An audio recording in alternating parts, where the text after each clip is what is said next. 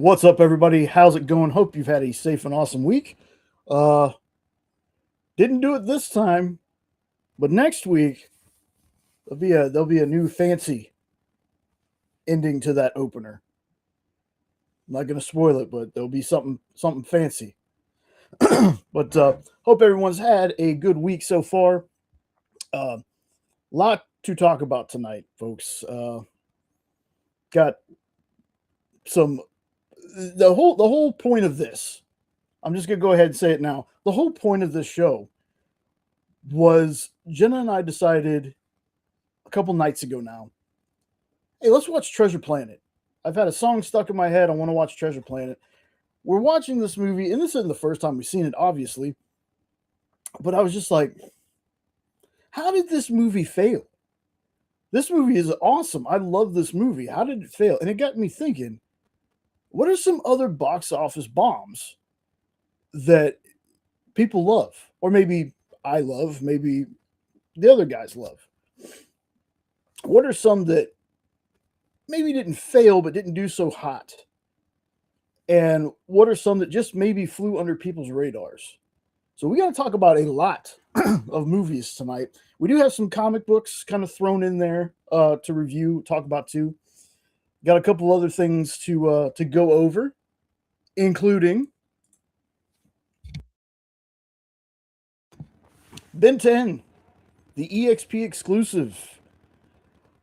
Man, folks, if you've been following Ben 10, the comic, you know by now that Dynamite has already gone back to second print with this. So if you are a person that is a first print person, the EXP exclusive is kind of the only way you're going to get a first print now, unless you go to the aftermarket. And we know what people do with even crappy comics. Let's be honest, sell them for an exorbitant amount of money. So we got these EXP exclusives by artist Jay Fosgit. This is the cover A, and this is limited to 500 copies. I don't know the sales on it yet, folks. I don't get that information. That's a little above my pay grade, but I'm just going to push them because this is something awesome that we're doing, and hopefully, if it goes well, we'll have more opportunities to do different books. So it's a really exciting thing as a longtime comic fan to be a part of. Hey, the place I work for is doing an exclusive comic. This is the B cover. This one is limited to 250 copies. Then we have a line art cover that's limited to 150 copies. And then we have this line art virgin cover that's limited to 100 copies. So you can get those.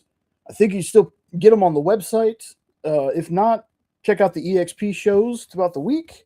There are certain sales shows that have the books in hand and are starting to sell them. Speaking of the EXP, as always, got to shout out. You know, I'm a person that I love my job. I don't talk about it on here because I have to. Nobody asked me to do anything like this. I talk about it because I love it and I want to see it grow, just like our own channel here. We are at the time of me saying this, because we all know, if you're a YouTube person, you know how the numbers kind of fluctuate. We're at 724 subs, which is amazing. When we first started this thing, we hit 100, I think 3 or 4 years ago, when we were still Triangle of Truth. And I want to thank Bearded Comic Bro for that, because he actually told people about our channel, and this was during Christmas that time. And that day, we just started noticing we were at like 70 or 80 subs at that point, and we just started noticing the number was rising and rising and rising, and we hit 100. Great feeling that when that happened. We did get a little stagnant, not gonna lie, and then a year or two now ago, we decided, we own the Hydra Asylum Comics name. We actually have a paper that says we own that name. So we were like, you know what? Why don't we Triangle of Truth? Whenever you search that, it would just bring up like conspiracy nut sites. What's up, Triple B? Good to see you, brother. Conspiracy things, and I don't know how we came up with the name. I think it's because we just used to sit around for hours at a time and like Jenna and I would be sitting here, Sean would be sitting there. We look like a triangle. We decided at one point, the name just isn't working. Like you could go to you could go at the time to that Facebook page or that YouTube page. You could see it was about comics, but there's nothing about comics in the title. So I was like, look, we own this name. Why don't we use that? And at the time, we were also kind of wary. Hey, changing the brand this late in the game, is that gonna affect anything? Turns out it did affect something. We changed the name and we were searchable, we were findable, and we started doing shorts. And next thing you knew, the rest is history. We've been going live for quite some time now. As you see, this is episode 74. We are getting closer to 100 lives, so that's awesome. I got a small goal of hitting the 800 subs this year. If not, it's fine. I don't stress too much about how many subs we have. I just want to make sure that everybody that comes here knows that they're welcome and they have a good time. Like, that's the whole point of this.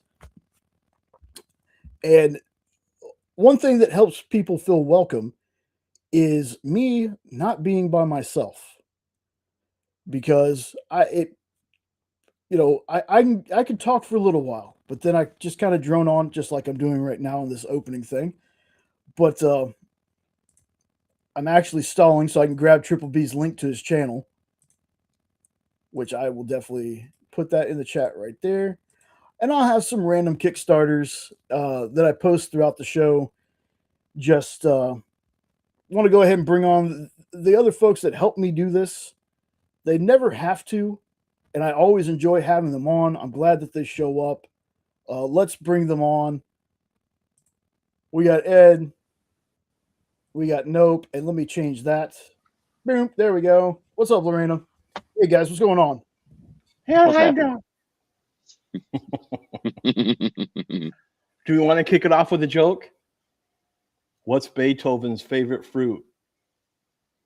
A banana. A banana. A banana. A banana. A banana. Okay, I'm done. You're welcome. I didn't say it was going to be a good joke. You may not be too big a fan of the character, but Edpool is the name I have given you when I see you in chats now. Nice. Because you crack wise like my favorite anti-hero. Cool. I saw you. I didn't get to say a whole lot. I do try to check out Flames of the Phoenix when I get done working. I kind of hang out and just see what Michael and them have. Well, I pop in there, and there's like 8 dad jokes from Ed, like in a row. I was like, "Yep, Ed Pool's in rare form tonight. I see." But I keep them clean most of the time. I keep them clean most of the time. Your dirty ones are pretty damn funny, though, too. Oh, I'm a dirty boy sometimes. Yeah. Goodness. So, yeah, folks, if you don't know these gentlemen right here, thank you, Lorena. Appreciate that. Yeah, I hardly ever say that during the lives, folks, but hit the like, share out the show if you want to. Come back and leave a comment. I'm really going to need people to do that. To leave a comment, because before we get into everything else, there's no list book tonight. And I've been super busy, and I'll probably be super busy next week because I'm working a lot of the shows for Kyle. Thursday, make sure you check out the EXP. I'll be working all those shows too. But I'm going to put up, not a poll, but there's going to be a question on YouTube, or not. Yeah, YouTube posts, Facebook, Instagram, Threads, wherever I can put it. Help me build a new list, folks. I think that's how I can get people a little more included in my wheel spin and have them make sense. I'm going to put 20 books on this list. So if you got any books, let me know. When I build the wheel, it'll be the book and the person that suggested it. Nice, Lorena. Trust me, man. That book, it's so good. It's so surprising, too. If you've never read Bigfoot Knows Karate, that first issue the first issue is so good. So if you haven't checked it out. Check out that link. He's got some other what am I doing here? My box was almost falling here. He's got catch up tier, so you can check that out too. What I'll go ahead and show it off now. I was gonna wait. If he shows up later on in the chat, I'm gonna show it again. But when Phable posted the stuff he got for Free Comic Book Day, I noticed he had an Adam Eve figure. Of the 4 things I've ever won in a contest in my life, I was on Garrett Gunn's Whatnot, and I'm a big dummy because I forgot to ask him to sign it, and then when I saw him in Dallas the same year, forgot to take it to sign it there. But I won this Whatnot exclusive Omni-Man. Let me get this opened up. Kind of hard to see in the plastic, I know. Eventually, I'll take him out of the box, but J. Jonah Jameson. Yeah. Hi, Lorena. But I don't know. I'll take him out of the box, hang him on the wall, do something with him. But yeah, one of like 4 things I've ever won through giveaways and stuff. Funny enough, 2 of them were a vape company. In their comments, I won some vape stuff. Juice. Free juice. So give me the juice, man. Yes. I got some free juice for you, man. Oh, I bet you do, buddy. I bet you do. Speaking of these 2 guys right here, as always, folks, if you have not yet, scan that QR code, sub up to these guys. Check out the you've got basically 2 interviews under your belt so far. Yep. And we got a couple more coming. Exactly, folks. You honestly stay tuned to this channel. They're the sister channel to us. Proud to have them on. Proud to call them friends. To get sappy for a second. It's only distance, folks. That's the only thing that keeps us out of real trouble is distance. You ain't shitting there. So, a couple things before we get into the main topic tonight. Something I'm so excited about. I cannot wait. They've kind of made it official now. Barbaric is going to live action. Netflix. Miss Jen had a whole Barbaric show on this past Thursday's What's in the Box. I got to watch it for just a little bit. Folks, this is one of my favorite comics Vault does. I actually got my first issue from Miss Jen when she was doing a walk around show on I think a Wednesday morning. She used to do Wednesday walkarounds. I saw the cover. She sold me on it. Little did I know, after claiming that book, Jenna was working at the shop. And she had already picked it up. So we got 2 covers of this, but I love this story. It's the story of a barbarian who is cursed to help people. And he carries around this magical axe that gets drunk off blood. And it's a crap-talking axe. And that's just basically his name, Axe. There's been rumors for a while, and I think I've talked about this before, that Sir Patrick Stewart is going to be voicing Axe. And I know there's a lot of people out there that think, I don't really know. It's like, y'all, trust me. Sir Patrick Stewart can do any genre of anything. His comedic timing is impeccable. So if that's who they get to voice Axe in this, I'm so down. I heard it was going to be Fran Drescher. Huh? I heard it was going to be Fran Drescher. Hey, she doesn't talk like that anymore, okay? Swing your axe. Swing the axe. I'm thirsty for blood. Sound like Peter Griffin there for a second. Right. But this is really cool. Really excited, folks. If you have not read Barbaric, check it out. I want to say there's like 5 or 6 different series of this.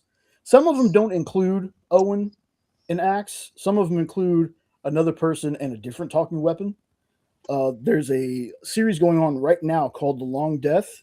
Fantastic. I think it's 3 or 4 issues so far. So great. I love this story.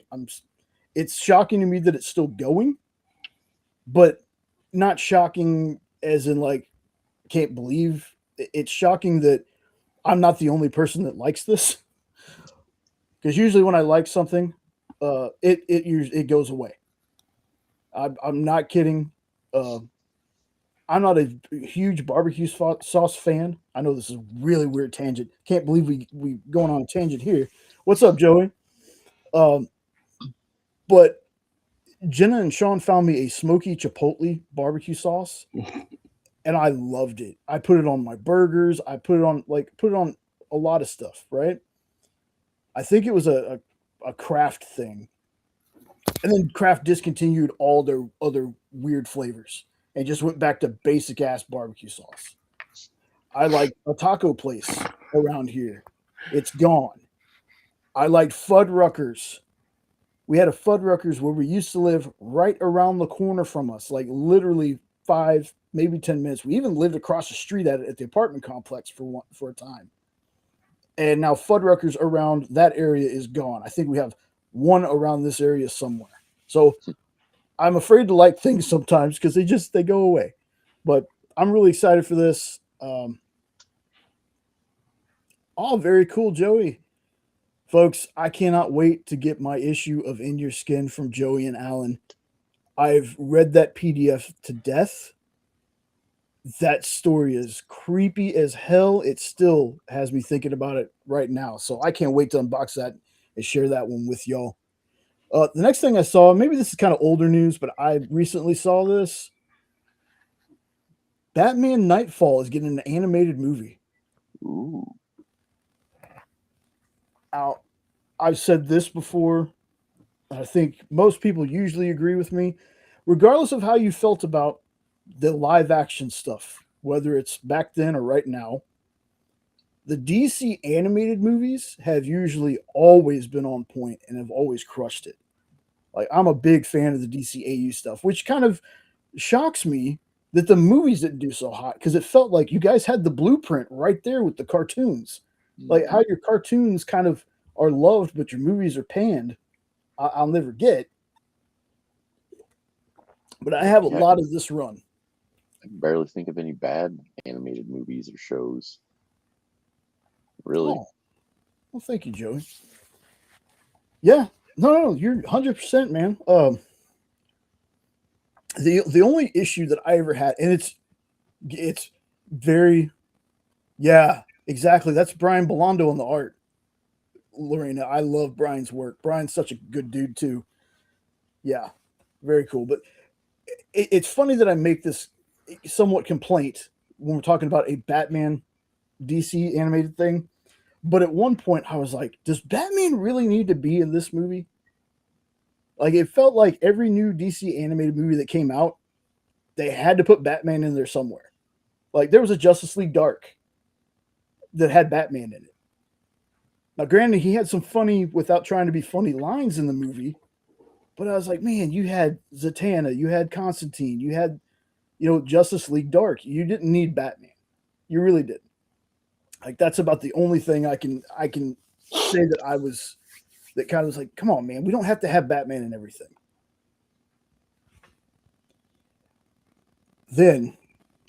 So I'm really excited for this. I think it's 2027, around that time that's going to come out. I'm really excited to see the animated slate. I know we have animated TV shows out. I'm ready to see the animated movies because please give me a Green Arrow Supermax movie. That's all I'm asking for. That's what I want. I want something Green Arrow. So are we, Joey. Really excited for people to get that in their hands, man. Speaking of Netflix, Gears of War. Now, this movie has been in development hell since the game came out. First game was in, I think, 2006.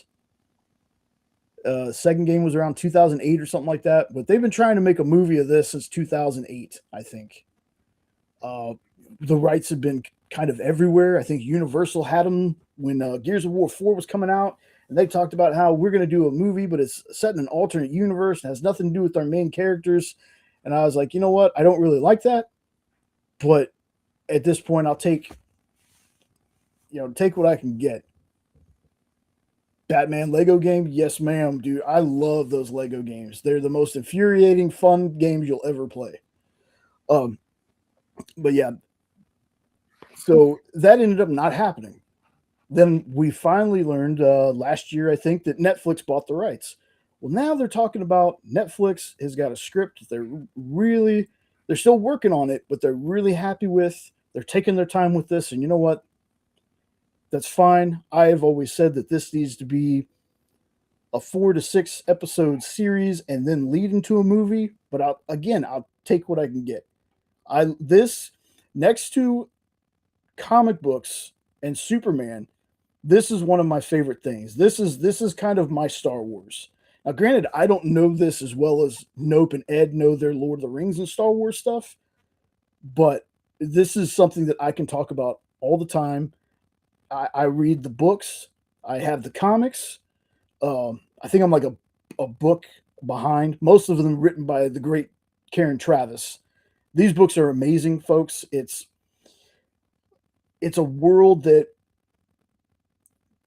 it's just been war torn forever. They've only had peace for a day. There was like a 80-year-long war. They had peace for a day or two, and then these underground dwellers come up and attack the surface. Now, there's been fan casting for this. Dave Bautista has wanted to be Marcus Phoenix for so long, and has pushed Marcus Phoenix as the main character you see up there in the front. That he's campaigned to be this character for so long that in Gears 5, I believe, they made him a skin. You can replay the entire game as Batista in the Marcus skin, or as Marcus. So he's wearing sunglasses the whole time, which makes it kind of weird, but it's super fun. I love when people get that passionate about playing characters. You had Ice-T was in 2 of the games. Like, again, this is one of my favorite franchises. Anything and everything. We even have a board game for this, folks. I don't even play board games. I'm not a board game fan, but Jenna saw it and had to grab it. So I'm really excited for this. I hope Netflix does it justice.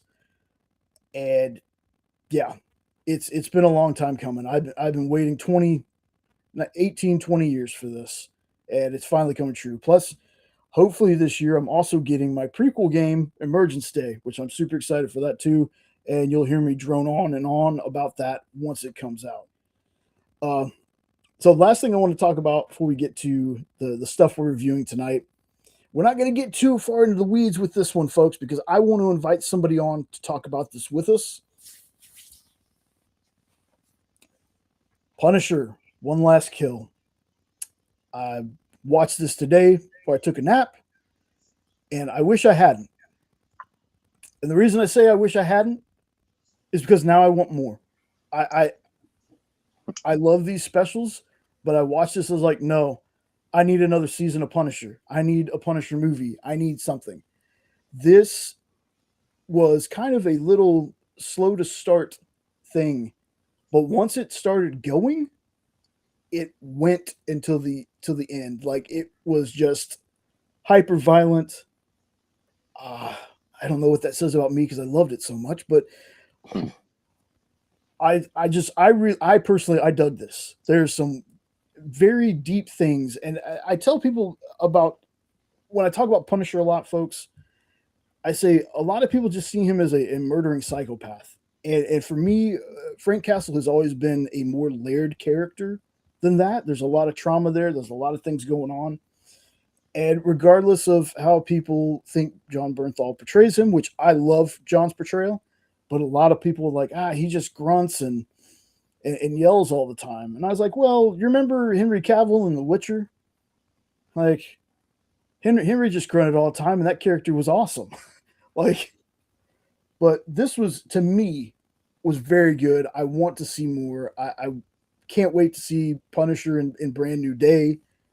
Like I said, I want to bring our buddy John Castle Spiliotopoulos on and really dive into this. Let people get a chance to watch it first. It's on Disney Plus. Ed, you said you ended up watching this today? Yep. Well, actually, last night. Oh, last night. But yeah, I enjoyed it, and I'm convinced that the purpose of this special is to introduce people to this version of Punisher before the Spider-Man movie. I had that going in, and they confirmed my suspicion with the way it played out. But I really liked it too. True. So, and I'm happy to report, folks, I was wrong. When I first watched this trailer, I was like, "Are we about to get rid of Frank?" No, not at all. That's the part I'll spoil for everybody. We're not getting rid of Frank. Trust me, he's feels like he's just getting started now. He just identifies as Francis now. Yeah.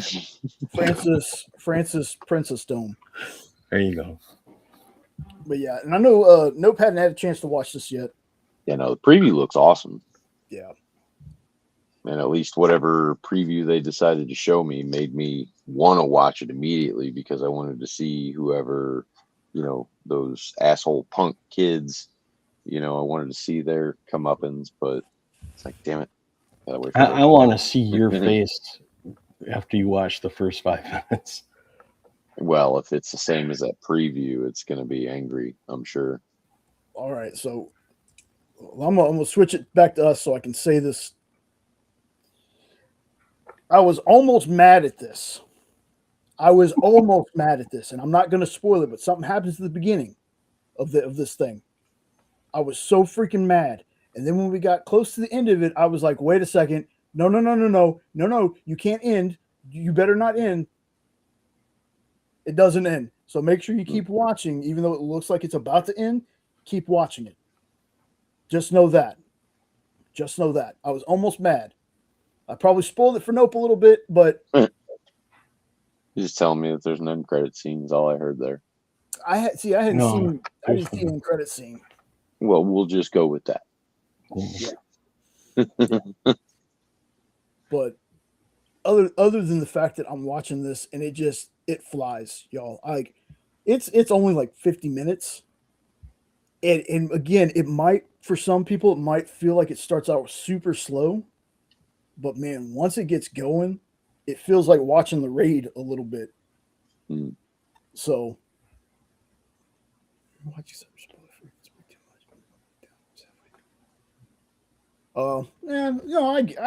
get that, Joey. I get that. But see, it's weird to me, but I like that part of it because I want them to show that Frank's not just a bloodthirsty psychopath. I want them to show that, he's dealing with some stuff, and there's some parts in there that were very haunting. Very haunting because I'm like, I don't know if I could deal with it the same way he's dealing with it. Like, but again, a question remains unanswered though. Mm-hmm. Who's the boss? Dude, that was so good. Dude, you freaked me out when you told me that. I'm like, you're so full of crap. And then I looked it up. I'm like, oh my God, you're not wrong. Yeah, I was just like, no. Tony Danza? Oh my God, it is. No, not Tony Danza. So You're on the right track, though. Yeah, you're on the right track. Yeah. So a lot of stuff I'm excited for. I'm going to end up rewatching this Punisher thing a couple of times. Like I said, I really liked it. So I want to get more. Again, we're kind of stalling just a little bit before we get into the main part of the show, but now I'm just like, yep. Touche, Joey. Touche. That's so good. That is so good.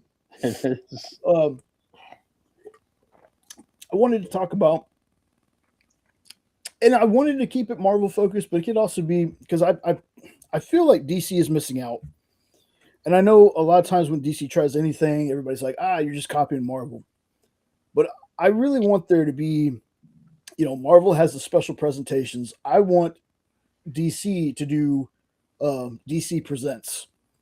Because there are certain things that they don't need a whole movie or a whole series for. Like for The Man Who Has Everything. One of my many favorite Superman stories where Clark gets a gift and the gift is not from a good person, not from a good guy. And it's Batman and Wonder Woman trying to save him. If you never read that story, I can't remember what issues they're in, but the story itself is called For the Man Who Has Everything. Fantastic story, but it doesn't need to be a movie. It doesn't need to be a series. So having something like that would be perfect. An hour-long thing like this was. For Marvel, I had Team Red. I wanted to see Charlie Cox, Ryan Reynolds, and Tom Holland share the screen for just a little bit in a little short. And there was also Blade and the Howling Commandos, which the Howling Commandos are usually run by Werewolf by Night. So I'm talking about the monster version of not Creature Commandos, of Howling Commandos, which I only saw once in the Ultimate Spider-Man cartoon, but I really dug them. So I would love to see something like that. Bring in Blade and the monster side of Marvel would be awesome. Is there any? And it could be DC, it could be Marvel. Because another one I got for DC is a small Cat Grant's Revenge, which is another one a small story arc that I really love. Cat Grant's Revenge. Toyman kills Cat Grant's son Adam, and this is about her getting her revenge on him.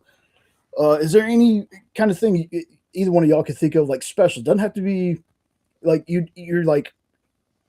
It could be a movie, but a movie might be too long. A series would just be out of the question because it'd be way too long. Is there anything y'all can think of that wise? Cobalt Blue. Cobalt Blue. Cobalt Blue. Flash, right? Flash villain. Yep. Yeah, it's basically a twin story kind of thing.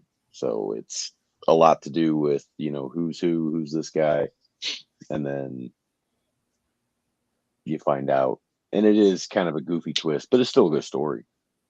But like you said, it wouldn't really deserve a whole movie, and it would have way too many questions towards the end, and where are you going from here? But good. Ed, how about you? I want to see some more horror like they did with Werewolf by Night. I mean, I'd love to see. That's why I'm so excited about the new Green Arrow, is that it's going to have a horror element to it, and I think that's brilliant. I mean, if you can get one of your heroes and get them involved in a horror storyline, sure, I'm in.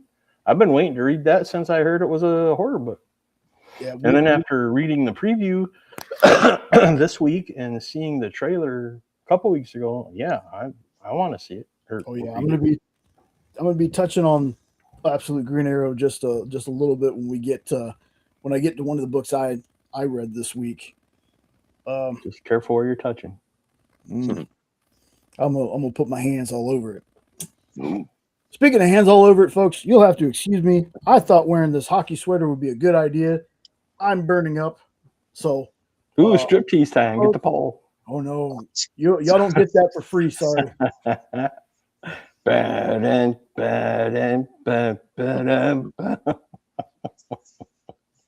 Make it rain. I left my ones out in the truck. Look at that cute little thing. Oh, speaking of, have you ever seen the naked Doritos? Naked.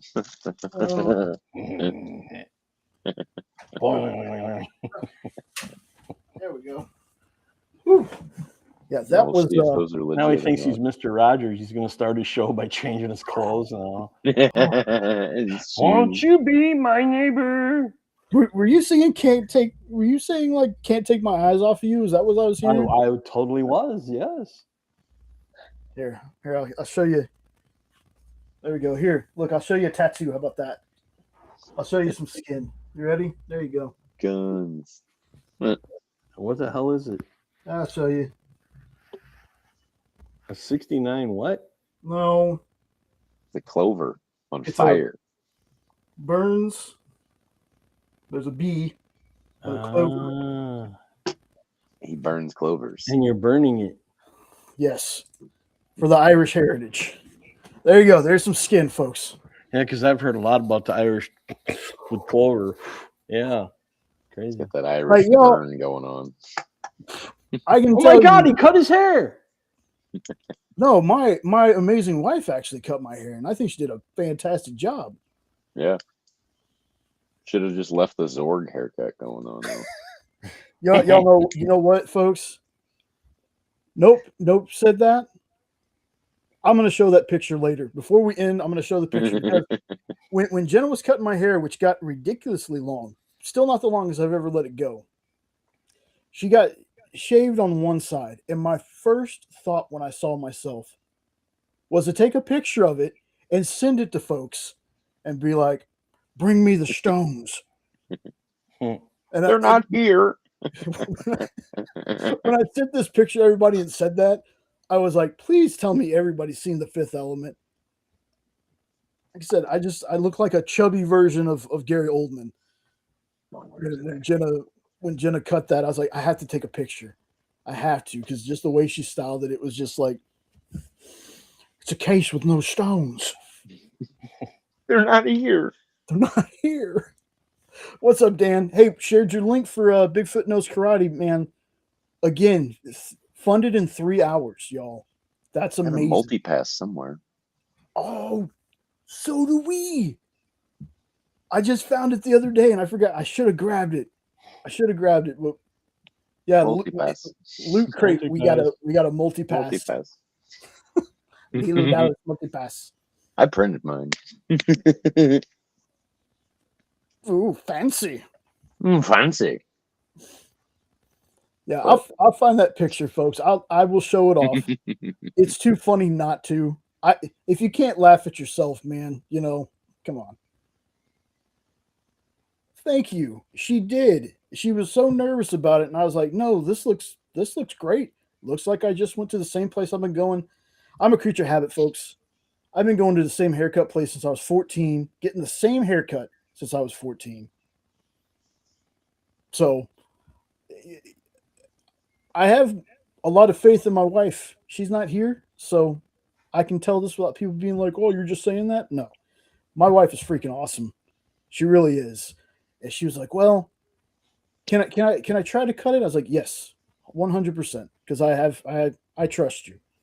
And she was like, does it really look good? And she's like that. Like when she cooks, she has to ask me, is it all right? Does it taste all right? And I'm like, it's fine. You got to believe in yourself a little bit more. Okay? Because you do great things. Like you got what, Ed? What are you laughing at? What? Nothing. I'm behaving. What are you I'm not doing anything. You're not behaving because you're smiling. Was that okay? Was that good? Did you like that? Not in that way. I'm talking about haircuts, you dirty old man.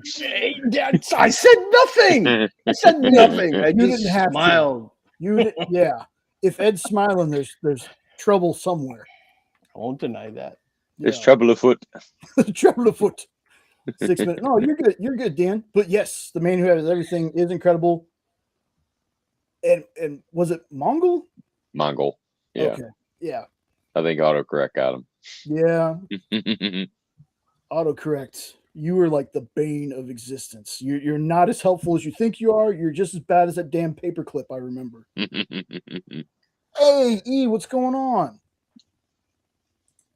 So, folks, give me just a second, because since, these folks are showing up, I want to make sure I share the love. I'm going to drop that link to Bigfoot Knows Karate again.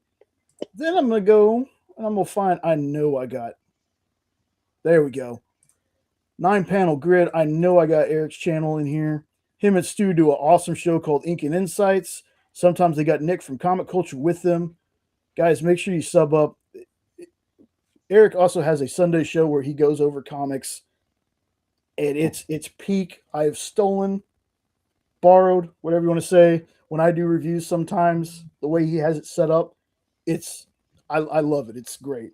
Make sure you check them out. Make sure you check out Stu. I'll drop his link in here as well. It's all about, folks, getting people in here to go check out other things. You want to stop watching here so you can go check out one of these other awesome channels? Doesn't bother me.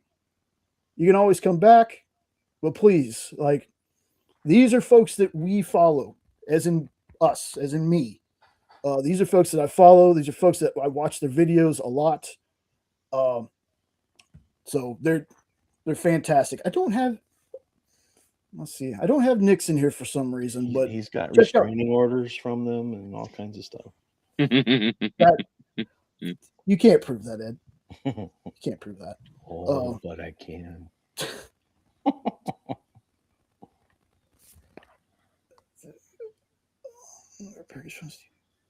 Yeah, you can send it to me because we live together. So yeah, you can Save send on it to me. postage. Yeah, yeah, you just send it. You can just send it here. Appreciate that. Now, I will say this, folks. Sean is on vacation, but he's not here. And usually I give him crap about this, but he's visiting his dad. He hadn't seen his dad in a while, so he's staying with his dad for a couple nights. So I won't give him crap this time. But yeah, that's the only reason Sean's not here is because he wanted to go see his dad. He missed an opportunity to see him a little while back. So I was like, yeah, dude, go see your dad, man. That's important. Let's see, what else? So that's it for that. Now we're going to get into, and this is going to be a mixture, folks. Box office bombs or movies that didn't do very well or just some that are underrated we think people should watch. This is a very Ed heavy list on the movies. Oh, before I get to that, yes, I told this story a whole bunch. I'm going to tell it again real fast for Dan. So Sean and I, we go trolling through Kickstarter. Trolling is not exactly okay. Trolling, a different meaning of trolling, and we just look at a bunch of different Kickstarters, right? And we saw Savage Sasquatch and Bigfoot Knows Karate. Sean was like, "We'll check out Savage Sasquatch later." I'm really digging the art in this one, which the art is done by Dan, which Dan does with his finger. Okay, so Dan is the epitome of more talent in his little finger. So we got our PDF of it, and Sean and I are reading it on the TV, and we get to a certain page, and every page after that, we are just like, holy shit! Every other page. Dan did a fantastic job of telling us what the book was without telling us what the book was. And him and Casey Allen did a fantastic job. We've been on this ever since. Jenna said she needs more stickers. Just throwing that out there, Dan, because Jenna loves the stickers. But yeah, it's a fantastic book. It's got a twist in that first issue that I can honestly say I had no idea it was going to turn out the way it turned out.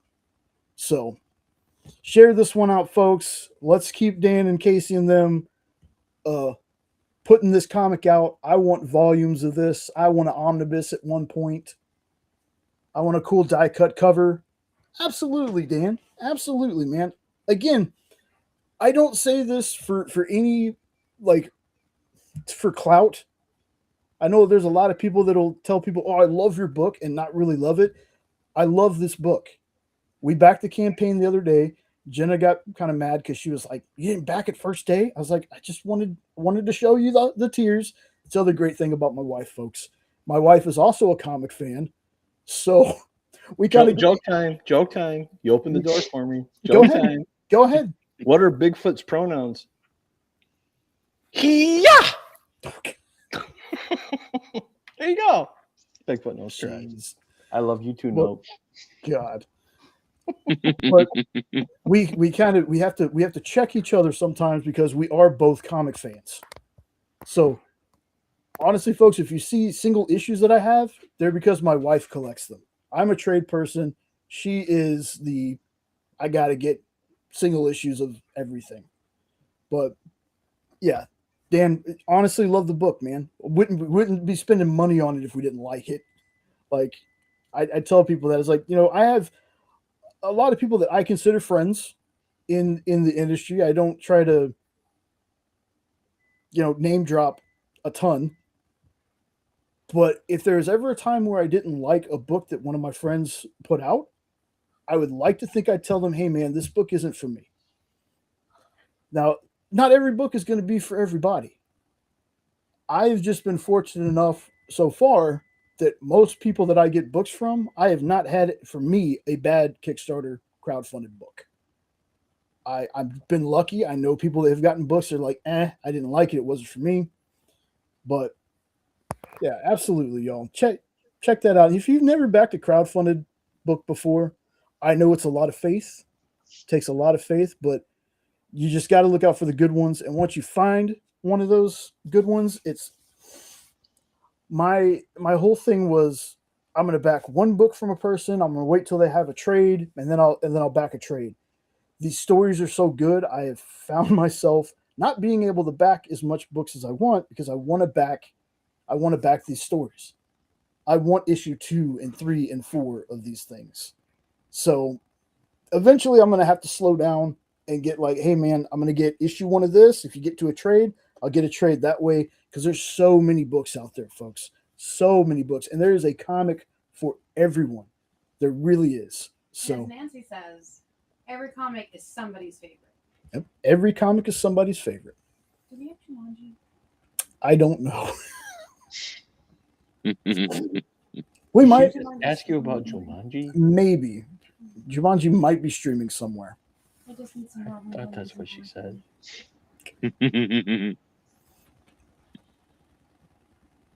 Okay. Okay. Probably. Jumanji. Which Jumanji? The first one. Oh, with Robin Williams? Mm-hmm. Oh. It should be streaming somewhere, I think. I never know anymore. That was, if it is, you was have that one to at Disney? subscribe to the other subscription that you subscribe to watch it. That's true. What? Yes. What? I think Jumanji's. We're just live, is all. What's up? So tell us what you want, what you really, really want. I'll tell you what I want, what I really, really want. What You want to? I really, really, really want is you say, It's a good thing we're not monetized.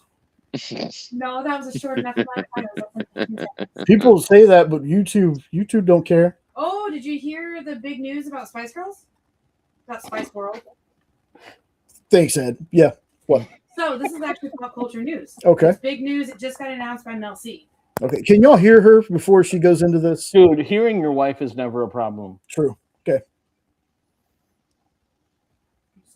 Don't be sad. So now That just means you. Come on, it's just Ed. Who said that? So, when the original Spice World movie came out, there was about 15 to 16 different people who owned the rights to it, which is why it never got released past DVD. So there was a VHS DVD release. That's it. You can't find it anywhere. It never got re-released on Blu-ray or like anniversaries or anything, because all these people who had rights to it didn't want to share anymore. So over the last, like, however long it's been, the Spice Girls as an LLC has been buying up the rights to it. Lorena says hi. Hi, Lorena. Have been buying up the rights to it. Mm-hmm. And now, officially, they own all the rights. So now they're looking for somewhere to bring it to streaming. And a anniversary remastered. Supposedly, that's the maybe part. It's definitely going to look for a streaming platform, but they're also, now that they own all the rights to it, are looking for like how to release it more. You know how that's topical? Honestly? Because we're talking about underrated movies and box office bombs and stuff like that. The chaos in that movie is top level, and it made me who I am today. Okay. The random alien scene. You're ridiculous. They literally made aliens so they could have this random scene in it. Okay? And then I'm still hoping there possibly might be, according to the interview that Mel put out, Sporty Spice put out, that they're going to try and re-release the soundtrack as well. Because it's kind of one of those things where it's like how Josie and the Pussycats, when it first came out, we had the soundtrack and we had the album, and that was it. It's never been re-released or anything. That's what happened with that. However, there's one or two songs in the film that never got released due to all the rights problems that they had. Well, now, with them re-releasing the film, they're hoping to re-release the soundtrack with those 1 or 2 songs, and that they own all the rights. Especially because there's this one scene where it's like, come on, come on, come on, come on. You know, when the guys like turn around and like their butts are hanging out. Yeah, that song is actually a cover. You just giving Ed ammo at this point with that one. Well, I wish you could show it. But that's actually a cover of a song from, I think, the 70s or 80s. Yes, Joe, you know that voice. And so it's really cool that they're talking about, they did actually record that whole song for the soundtrack, but it never made it to the soundtrack because of rights issues, because it is, in fact, a cover. I can't remember the name of the original song. It was like, you want to be in my gang, my gang, my gang. Come on. Anyways, it was a big to-do that everybody, that was one of their favorite songs in the entire film, and it never got released. Well, according to at least 3 of the Spice Girls, you want to sit down? I need my glasses, but I'm going to sit down home. Okay. Let me get my glasses. You see what you've done, Ed? Why are the guys making faces at me? They're always making faces Of at course you. they are. Can you go check to make sure my naan bread's done? Because I was heating me up something. Yes. Thank you. So like I was saying, this one song is universally known as like the best song of the entire film. And it's a cover. And it never got released on the soundtrack or the actual like album they put out. So now that they actually have the rights, they have the original recording, it's gonna be like out there. And who knew? I always thought she was super pretty. Han, what are you doing? I always thought she was. Like, it worked out. Hello, guys. Hi. Hi. I know. Spice Girls have a great following. And yeah. Sporty Spice. Ugh. And then just the whole controversy of everything that's come out around everything that's happened. And the fact that they came back together for when the Olympics were in London. And they did that huge, really cool thing where they all showed up. They were all riding on top of Mini Coopes to come in. That was really cool to watch. They're pretty much Old Spice now, aren't they? What? They're pretty much Old Spice now. Expired Spice. No, they are not. They are like, they have all aged like a fine wine. Beautifully. You have to hold them upside down and keep their cork wet? I'm going to go eat now. I'm just trying to learn here. But yeah, so that one, I'm finally going to get Jay to watch Iron Giant either tonight or tomorrow night. I can't believe he's never seen it. Drives me crazy. The animated Iron Giant? He's never watched Iron Giant. Wow. Look at Nope's face. Yes. Yes. That's crazy. It's one of my favorite, like, underrated films with, like, Road to El Dorado and Treasure Planet. I can't even... Did Jay tell you guys about our, like, Road to El Dorado moment? Jay's going to cry like a little girl. Oh, yeah, he is. I told him that. He's going to cry like a little girl. I've watched Iron Giant probably, like, at least 150, 200 times. No, they all look good. Yes, Lorena, thank you. And I tell him, I've watched this hundreds of times. I love this film. And I cry like a newborn baby every time. I sob hysterically. Lorena's never watched Iron Giant either? What? Okay, that's the homework. That's everybody's homework. Watch Iron Giant this week. We'll talk about it again next week. There was another one. Probably the first movie I ever seen with Vin Diesel in it. I didn't even know it. Same. Yes. And like, I was like, he's a voice actor. And then people were like, oh, he's going to be Groot. Like, what is he? I was like, you don't understand. This man is a great voice actor and you don't even know. You guys don't even know. But yeah, I cry. Tell the El Dorado story. Yeah, the El Dorado story, and then I'll go eat. So I've watched that film probably 1,000 times. I can act out the entire film, every part of it. I love that film. What's it about? Gold. Well, anyways, there's a one scene when they first get to El Dorado where we have Shell, the guys, the horse, and they go in. And I don't know if anybody else has noticed this, but we noticed this past The blowjob time. scene. The horse, they say El Dorado, and the horse mouths El Dorado. And you're like, is the horse And now I've got theories, and I've got even more theories. Is the horse actually the god that made the volcano stop? Like, I have theories. I have questions. I have food waiting for me. Bye, guys. And it was Jay who pointed it out. No matter, Yeah. I'd seen that movie. I had seen that movie a couple times, and I was like, was the horse supposed to talk in this movie? And they just like at last minute decided not to have him talk, but left that part of a mouth, him mouthing El Dorado. And yes, the BJ scene. I mean, that was kind of. Speaking of underrated movies, we're gonna hop into this. Starting off with one that I really, really enjoy. Yes, babe. The last one I was gonna say that's super underrated, but is also like part of Jumanji is Zathura. Oh, Zathura's a good movie. Yeah, that's a good one. Yeah. But I talk to other people; they have no idea what I'm talking about. Well, at least 2 other people know what you're talking about. Thank you. All right, starting off with our first movie here. We need a moment. I mean, this is just wow. Okay.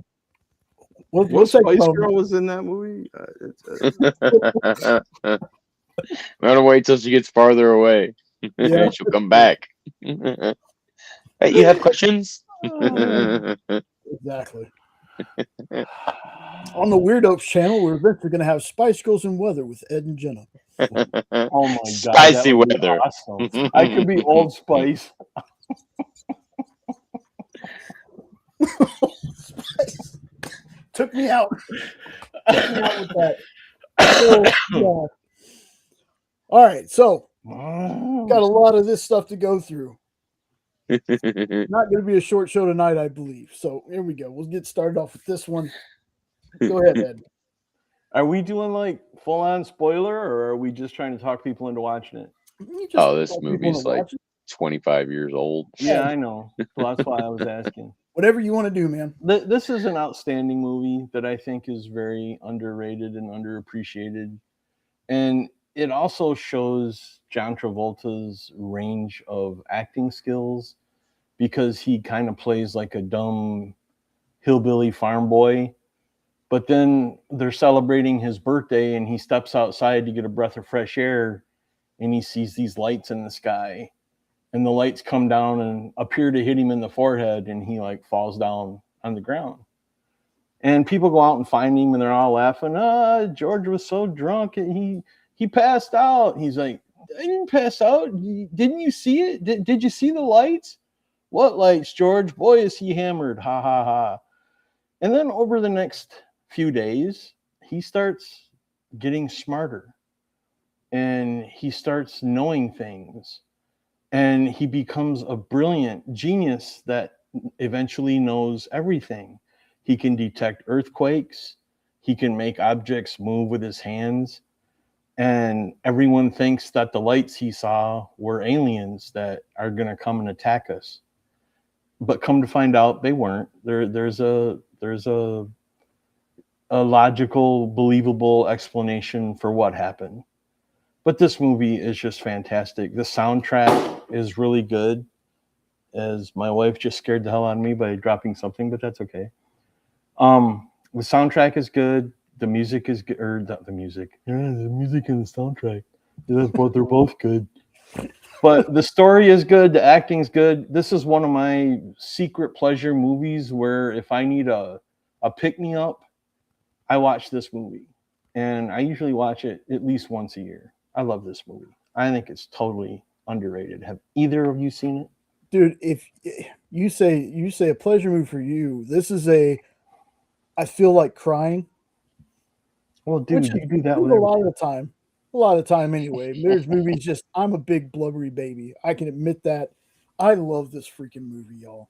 This is my goodness. Like it's funny, it's very heartfelt. It's the ending though always gets me, and it usually starts when I hear the first couple of chords to Change the World by Eric Clapton. Mm-hmm. That's when I just like I can hold most of it until that part, and once I hear that music, it just like I just lose it. Yeah, this is a fantastic movie. Data's in that movie. Brent Spiner. Yes. He's in that movie. Male or female? A lot. What time? Eastern or what? I was like, my goodness, that whole scene is just. Oh, okay. I'm like, that what whole the scene hell is are you hilarious. talking about? Yeah. I thought he lost his mind there for a minute. That's the data, dude. That's the data, Female. yeah, that's the data scene I And, remember. and one of my favorite actors who I also think is very unappreciated is Robert Duvall, and he's great in this movie. And Jeffrey Damon, I think is how it's pronounced, from The Walking Dead, is in this movie. Forrest Whitaker's in this movie. Yeah.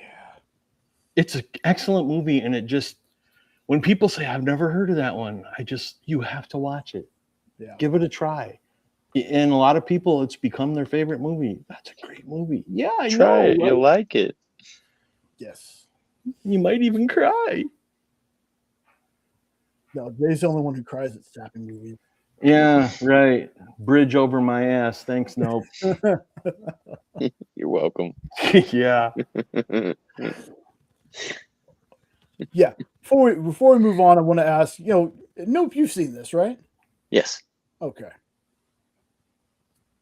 Yeah. So, Yeah, I really liked it. And Whenever I hear that, it's everything that Eddie said. Winding road, I think of this movie. Go ahead, Nope. Oh, I was done. I didn't have anything. Oh, I thought else you to said add. Eddie said something. And then, No, I said I don't disagree, and I agree with everything Eddie said. oh, okay. Wow, that's a first. I'm gonna have to clip this. Yes, Marina, you really should. If you're ready to get emotional, but have just a fantastic movie, yeah. Lorena, this movie is fantastic. I guarantee you will love this movie. Yeah, it's very fun. Even if you're not a John Travolta and fan. you will fall in love with the characters in this movie because they're all relatable and they're all lovable, and it's just a great movie. Yep. And then right after this one, you should make it a double feature with Bridge to Terabithia. Yep. Yeah. And My Girl. Why not? He can't see without his glasses. All right. Next one. And then Old Yeller. Am I going again? Punisher. Dude, we watched most of these were on my list already. Well, do you want to start this one or do you want me to? Yeah, I'll start this one. All right, go for Folks, this movie gets a lot of crap. It has since I was a kid. This was my first introduction to Punisher, though. And I know that the only way you could tell that he's Punisher without them saying his name all the time was the skulls on the top of the knives that he uses. He didn't look like the traditional Punisher with the skull emblem. It's been a long time since I've watched this one, folks, but I can tell you this and another Marvel movie on this list that doesn't get enough love. These two are two of my, when I was first getting into like stuff that wasn't Spider-Man, stuff that wasn't Fantastic Four or Hulk or Superman. We didn't get a lot of comic book movies back in the day. So when they took a chance on something or when they put something out, we watched it. It's like, well, if we want comic book movies, we got to watch whatever they give us. This one was so good. Like Castle going after, I think it was Yakuza. Yep. It was. Yeah. Like I said, it's been a long time. I was not going to have time to rewatch a lot of these movies. So most of this is from memory, but Castle, living in the sewer. Dolph Lundgren was a great pick in my opinion. Absolutely. Like there hasn't really been a Punisher live action that I haven't liked, but I think Dolph gets a lot of crap because, it's like, this is only a Punisher movie in name only. It's like, no, it feels like, you read a Punisher comic, this feels like a Punisher. Yep. And when you partner him with Lou Gossett Jr., it's a great movie. Lou Gossett, man. Can't say enough about Lou Gossett Jr. I love almost everything that man's in. Oh, Iron Eagle. Oh yeah. Even Joss. The Principal. Yes. I love The Principal. Yes. That could have been another one for tonight, and I forgot about it. We're going to have a lot of honorable mentions on top of the 100 million movies we got. But yeah, I can still watch this to this day. Yep. This is in my rotation of Punisher movies, like the Thomas Jane ones I like, even the Ray Stevens or Stevenson. I think it's Stevenson because Ray Stevens is the street guy. Yeah, I think it's Stevenson. Stevenson. I love Ray Stevens though, just FYI. But yeah, even the Punisher Warzone one that was wild. Like that movie felt like a Marvel Max comic book kind of brought to life. And Ray Stevenson did a great job in that. Rest in peace to him as well. This one though, it's one of those movies that I watch it now, and there's a lot of people that are like, it doesn't hold up. It still holds up for me. It holds up for me too. Go I ahead. love this movie. Go ahead. This is still my favorite version of the Punisher of all of them I've seen. This movie is very underappreciated. At the time, nobody even knew, anything about comics, to let alone a movie about it. So nobody went and saw it. It's a great movie. I don't care what anybody says. I think Dolph does a great job acting in this movie. He gets the sadness, he gets the anger, and I just love the guilty must be punished that he says just before he whacks somebody. I like everything about this movie. I forgive the skull suit because you got to remember the time frame this came out, and they probably couldn't do it without making it look ridiculous. But he's got the skull on the knives, and that's good enough for me. Yeah. How about Nope, you ever seen this Punisher? Not this one. I have it, but I have not watched this one just yet. I keep putting it off. But I have seen the Thomas Jane one, and the Thomas Jane one's great, underrated as well. I don't know if that's on your list, but It's not, but that's a good mention though. My niece actually bought me this on DVD for Christmas a couple years ago because I was still watching it on VHS. Nice. Hmm. Very nice. But And it was wore out. great. Yeah. Hell yeah, Lorena. Yes. And again, there's a lot of these, or not a lot, but there are quite a few movies that I've seen where I didn't even realize. Yeah, Yes, it's it is Dolph. Yep. where I didn't realize it was a comic property. Like, I'm going to be real honest, folks. Blade, I didn't know Blade was a Marvel character. I just thought that Blade was a kick-ass vampire movie. There's Constantine. Didn't know Constantine was a comic book character. And it was still, I still like that movie. There's a bunch of them, though. There's a bunch of them where unless you see, like, watch all through the credits or look for it, or, you're better at reading comics than I am, or you read more than I did at the time. There's a lot of movies where it floors me. I didn't know Road to Perdition was a comic. The Tom Hanks movie that had young Tyler Hoechlin in it. I didn't know Superman was a comic. Oh, facetiousness said. I love you, Jay. Come on. I love you too. Right. But actually, Dolph has a lot of movies around this time frame that are really good that I would recommend to people. The one with Brandon Lee, Showdown in Little Tokyo. Yes. I was just going to bring that one with Brandon Lee. That is such a good movie. If you like action movies, I can't remember the names of all of them, but he's got 4 or 5 that are still in my playlist that I watch. That's not one of them. That's mine. Masters of the freaking universe, man. hell yeah.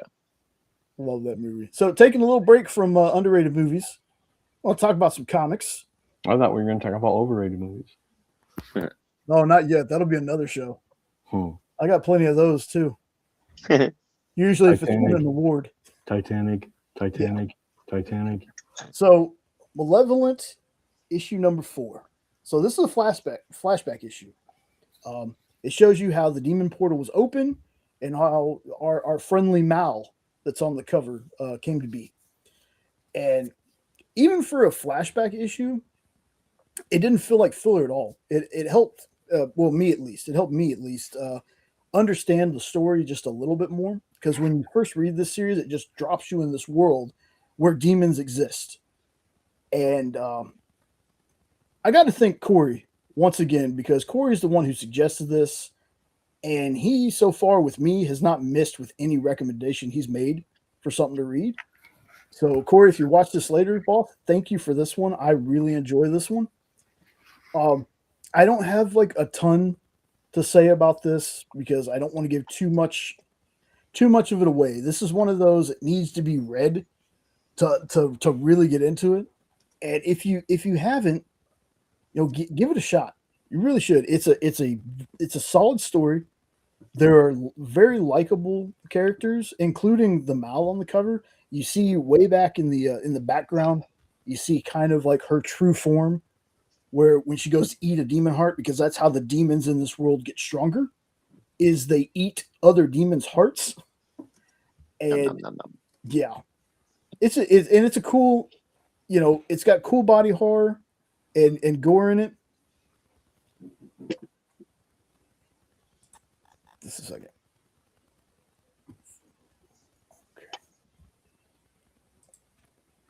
So this is just one that if you haven't checked it out yet, it's by Justin Jordan, and Justin's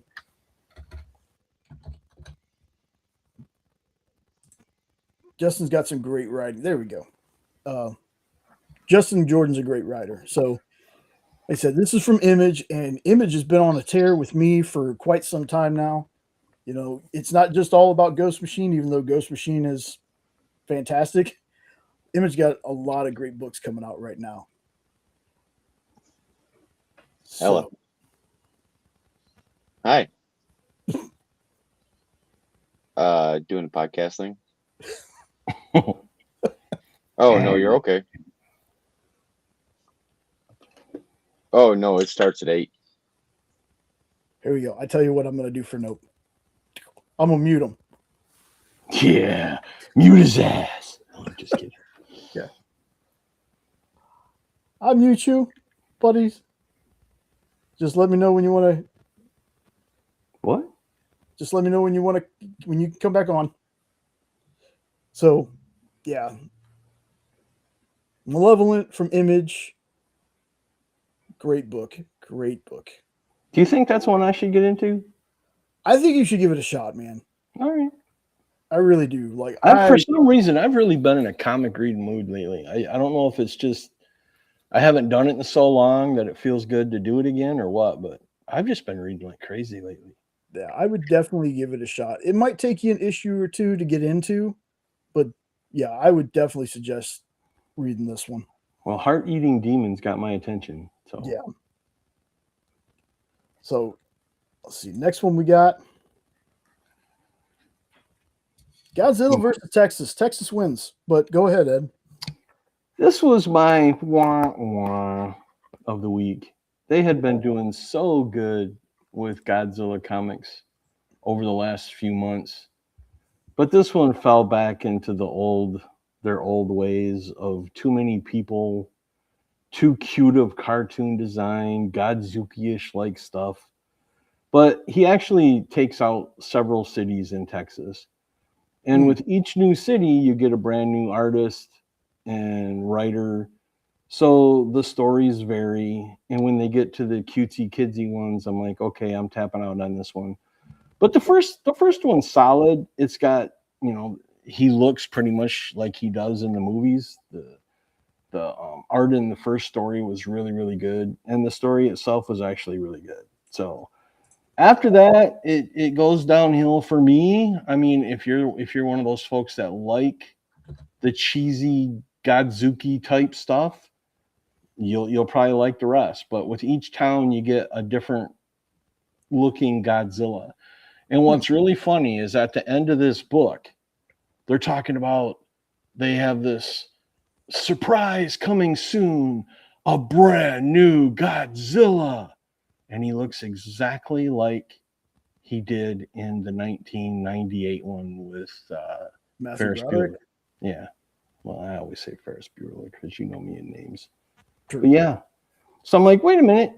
We've had this look before. All you did was tweak it a little. This is the look that everybody made fun of when I said I still liked that movie. Now we're going to go back to it? So that was kind of a surprise at the end. What's up, Sean? Hey, Sean. Hoping you're having a good time at your dad's. I hope you're still not waiting for pizza.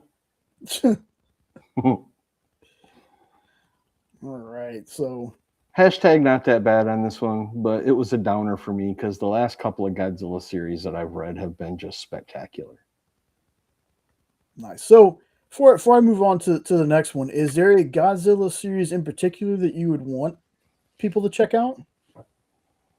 The Godzilla Spider-Man one is great. I love that one. The Godzilla Ninja Turtles was a heck of a lot of fun. The older ones by Dark Horse are really good.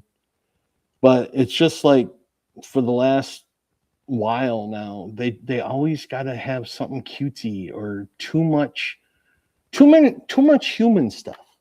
I want less human stuff. I want more kaiju stuff. I understand that 100% because I say the same thing about Transformers movies. Oh yeah, for Less sure. humans, more fighting giant robots. And my biggest disappointment is he didn't annihilate the Cowboys Stadium. I was hoping that would be in there. I was hoping he was going to burn that right to the ground, but no, it didn't happen. Yeah, I can't remember what it's called because the trades are no longer in the office with me. They're out in the living room. I think we have a hardcover of a Godzilla book from Legendary. Like when Legendary put out a bunch of comics, I think we have a Godzilla one out there. Let's see. All right, so the next one. Folks, I've talked about this one a whole lot. I'm still loving this. This is, again, I'm a huge fan of Pretty Violent, I Hate Fairyland, and then Brett Bean. When they brought I Hate Fairyland back, Brett Bean did a lot of the art on I Hate Fairyland. So I'm a big fan of his art. Yeah. So, despite all the speculation and everything like that, this book to me has been fantastic. Had pizza again? Hell yeah, dude! Pizza twice a day, nothing wrong with that. So this is just like Brett Bean, this off the wall fantasy. This is where it kind of stops being that he's just an oddball and starts getting into like, man, this book is going to be something. And I was happy to hear that Brett has plans for this series to keep going. So this issue kind of drops Dork into like just the most chaotic mess he could be into. There's these two warring goblin factions.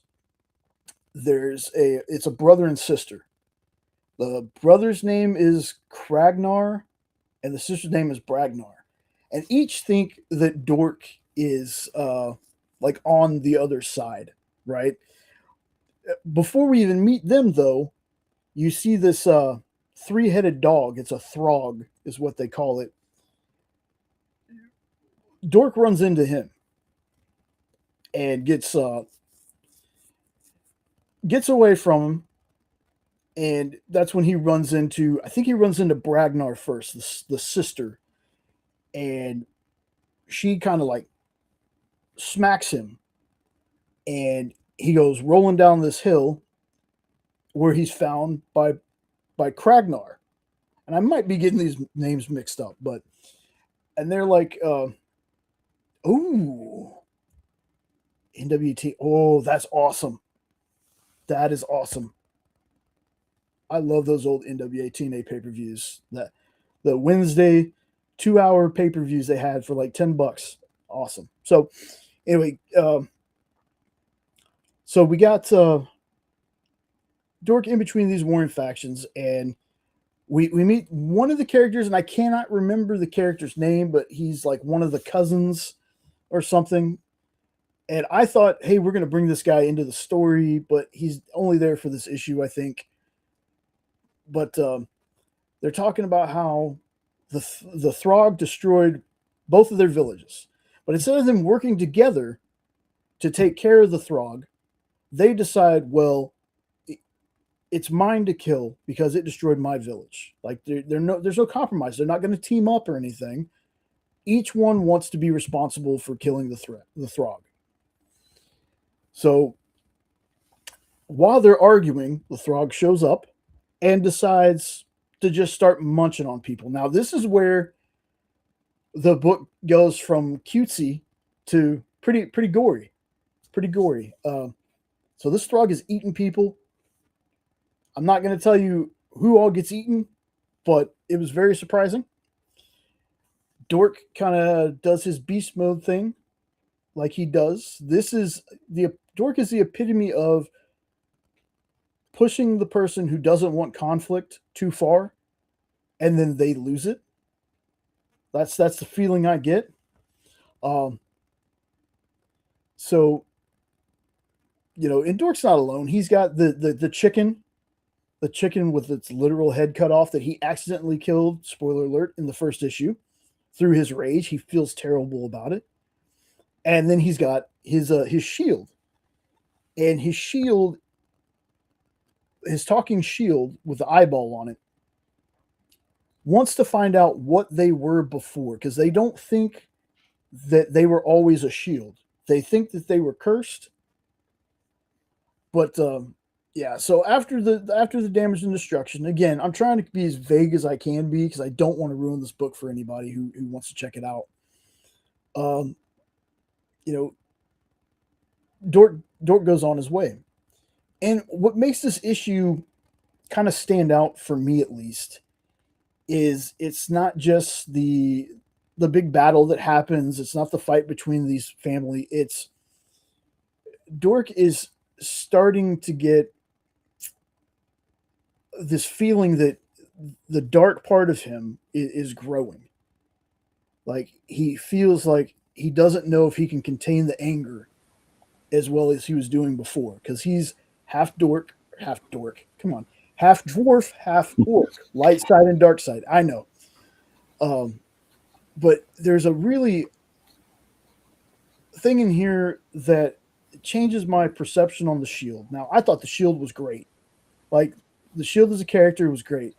But there's something that happens here. There's this heartfelt kind of line that the shield says. It really stuck with me. If you watch or read reviews on this particular issue, probably everybody is quoting this line, but there's a reason they're quoting it, because I find it so good. Shield tells Dork, when Dork is feeling at his lowest, you don't fit in, Dork. So keep standing out. The world will catch up. I love that freaking line. I love that line. I would get that line tattooed somewhere on my body. I love that line. One of the best. Like, you wouldn't expect something that deep from a book like this. But I know that there's some people that already fell off after that first issue. The hype for it kind of died down. I have not. I am a huge fan of this. I'm so happy I got my third print #1, because it'll read just the same as the first print, like I always say. But I'm loving this series, and I really hope that this goes the distance like Brett wants it. So I'm going to make sure this is a hashtag traded up for me. I cannot wait for this to be collected somewhere, because I'm definitely scooping this up and reading the whole thing again. I love this. This will sit right on my shelf with I Hate Fairyland and Pretty Violent. So go on to the next one. Check out Dork, y'all. It's so good.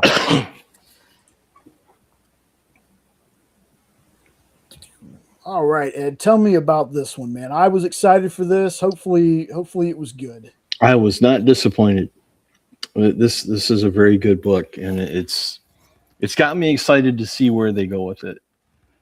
This is by far, in my opinion, the best storyline that they've used Batgirl for.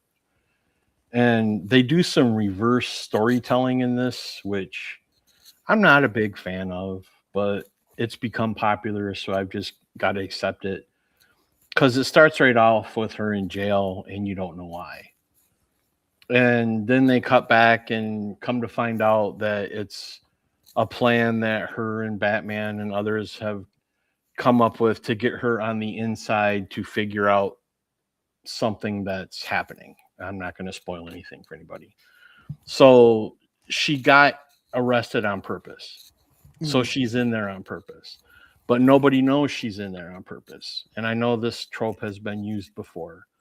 But she really gets to be a badass in this. She's like kicking butt and breaking up fights. And they finally figure out who she is.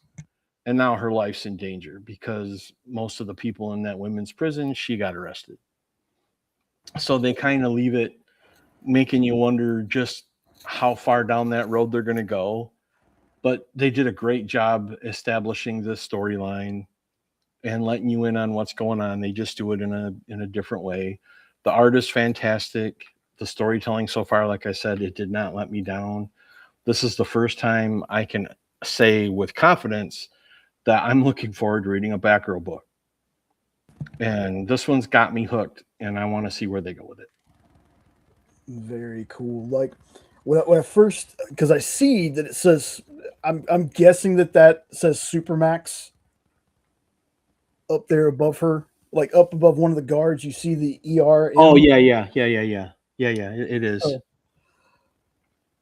I'm hoping that this story kind of goes along the lines of the Supermax movie from Green Arrow we never got turned into anything. I was excited to read this once I read. Do you want to get more excited? Yes. They have the first few pages of the Absolute Green Arrow at the end. Oh, something I read today. Something had that in there too. Oh, did they? Oh, okay. Yeah. Okay. Yeah, I'll be talking about that once I hit that one. But dude, when you see things like All In and Next Level and all this, like this stuff that DC's been putting out, man, for me at least, they've been on a tear. There's like, come on, I never thought I would be that excited for a Barbara Gordon book. I never thought that, I'd be like thinking that Deathstroke and Lobo are some of the books that are super popular. Those are usually the ones that, people read, but it's more of a, yeah, I read it because, not a lot of people are going to latch on to this. And my goodness. Oh, Sean, we actually talked about that a little bit earlier. Yeah, we talked about that just a little bit earlier. I saw that. We'll get a little recap for Sean since he's not here. We did Batman Nightfall. We also talked about Barbaric being kind of officially announced at Netflix. We also talked about Gears of War at Netflix, finally getting some momentum going forward. And then we didn't go too much into it, but we also talked about Punisher One Last Kill. So just to catch you up on stuff real fast. So we're done with books again for a minute. We're going to go into this next movie, and this is one I haven't watched, but Ed keeps telling me I should watch it, and I eventually will. Tell me about this one, Ed. Oh, it's one of the best horror movies to come out in the last 20 years. And to get a horror movie guy to say that, I mean, take that for what it's worth. I absolutely love this movie. It starts off a little, kinky, tropey with the sex part, but basically what happens is there's this demon that, for lack of a better way of putting it, acts like an STD. Once you sleep with someone who is getting hunted by this demon, the demon diverts their attention to the person you slept with. So the whole idea of this movie is the demon can look like anybody you know.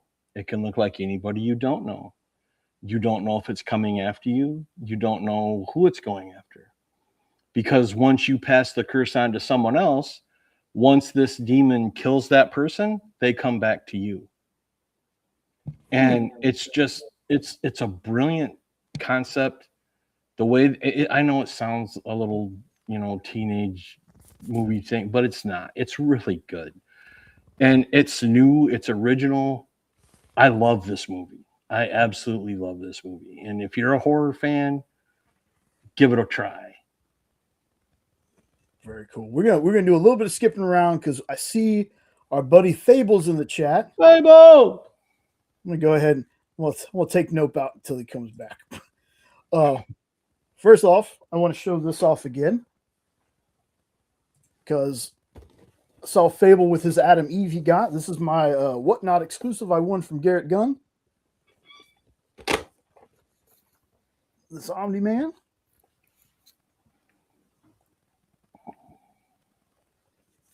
I really want to get the Invincible though. Eventually, doesn't have to be a Whatnot exclusive or any kind of exclusive, but I'm not super big into action figures, but I love this, and the fact that I won it from Garrett made it all the sweeter. So, and also since Fable's here, I was just gonna say you might as well bring up that one. Yep.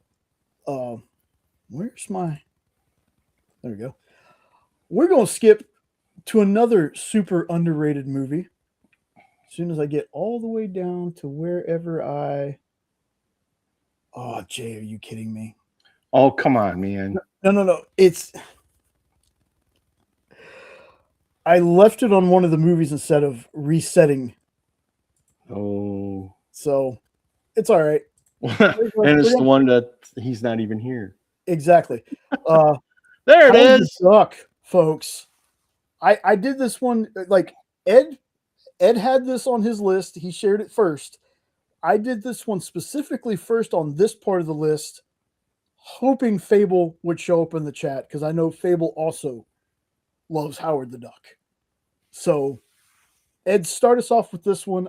I'll probably agree with pretty much everything you say about this one, but we'll talk about this one for a little bit. What a fun movie. It is such a fun movie. And one of my more proud moments is I introduced this movie to my daughter when I felt she was old enough. And now she loves this movie. So I have done my part on passing it along. Howard the Duck. Who knew this was one of Marvel's first movies? When I was a kid, I had no idea that was from a Marvel comic. But it is. And he is the man. He's the duck with the attitude. He's like Donald Duck's dirty uncle or something. He's like he swears and cusses and smokes and he loves women and he gets teleported to our world somehow that we never really find out how.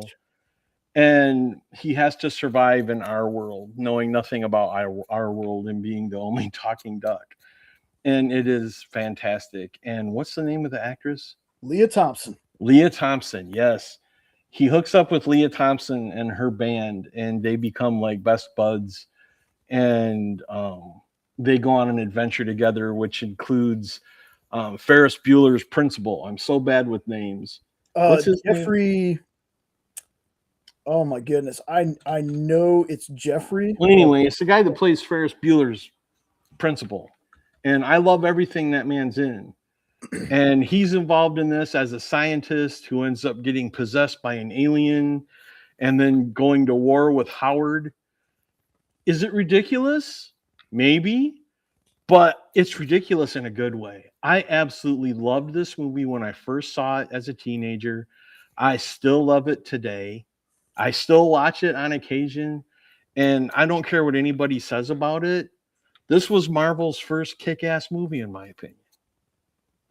Yeah, 100%. It's so it's Jeffrey Jones. There you go. Jeffrey Jones. I mean, Tim Robbins is in it. Yep. Paul Guilfoyle. I always have a hard time saying that guy's name, but he was CSI. He was in CSI as well. Give me the key code, Howard. Like, I love that movie. I love that we open up on him coming home, cracking a beer, sitting down. He's flipping through the channel. You know, the jock itch feather fungus commercial comes on with the football players, and he opens an issue of Play Duck. Yep. And there are duck nipples. Yes, there are. They're feather covered boobies with nipples. Why? Why not? But this laser and science. That's how he gets pulled to our Earth. Laser and science. Pulls him through his home, and like the last shot that you see is a female duck taking a bath, and he's like pulled through her bathroom. Mm-hmm. This movie, y'all, I had no idea as a kid that this was a comic book or anything. I just thought that somebody had some kind of fever dream about an anthropomorphic duck and decided to make a movie out of it. This was, I did not get the VHS for this for many years until after it came out. But this was for a basic TV kid back when it was analog, it wasn't digital. Basic TV, cable was unheard of.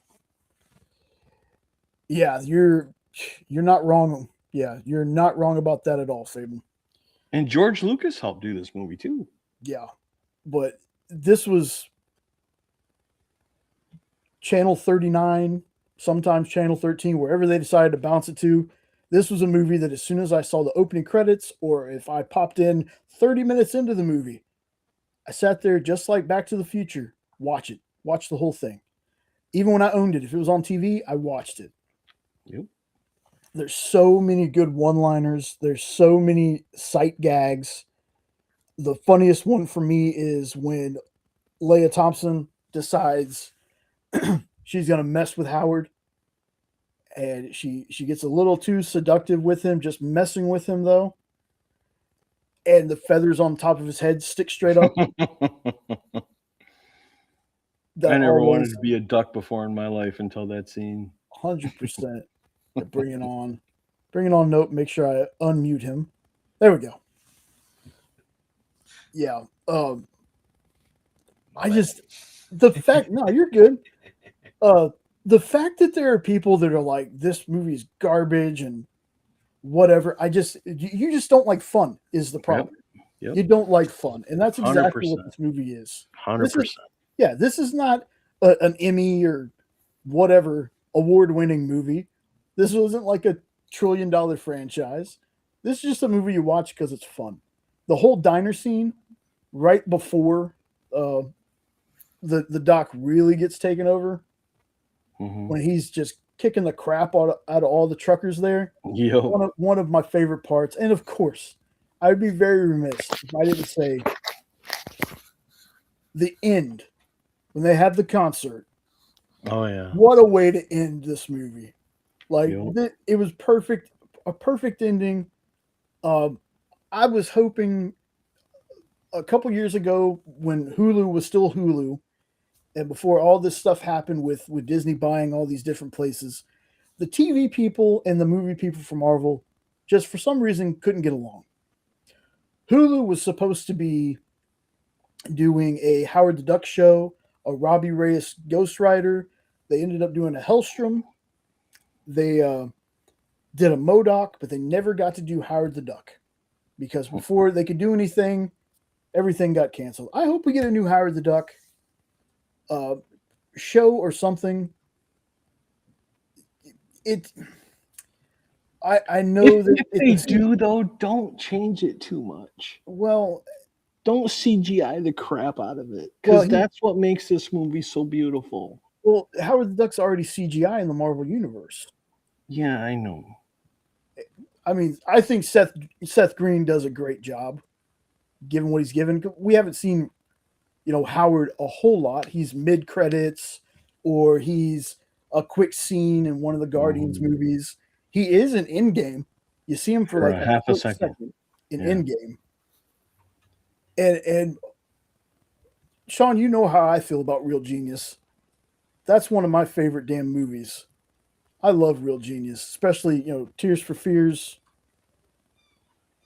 playing at the end. Oh my God, that is Tears for Fears, right?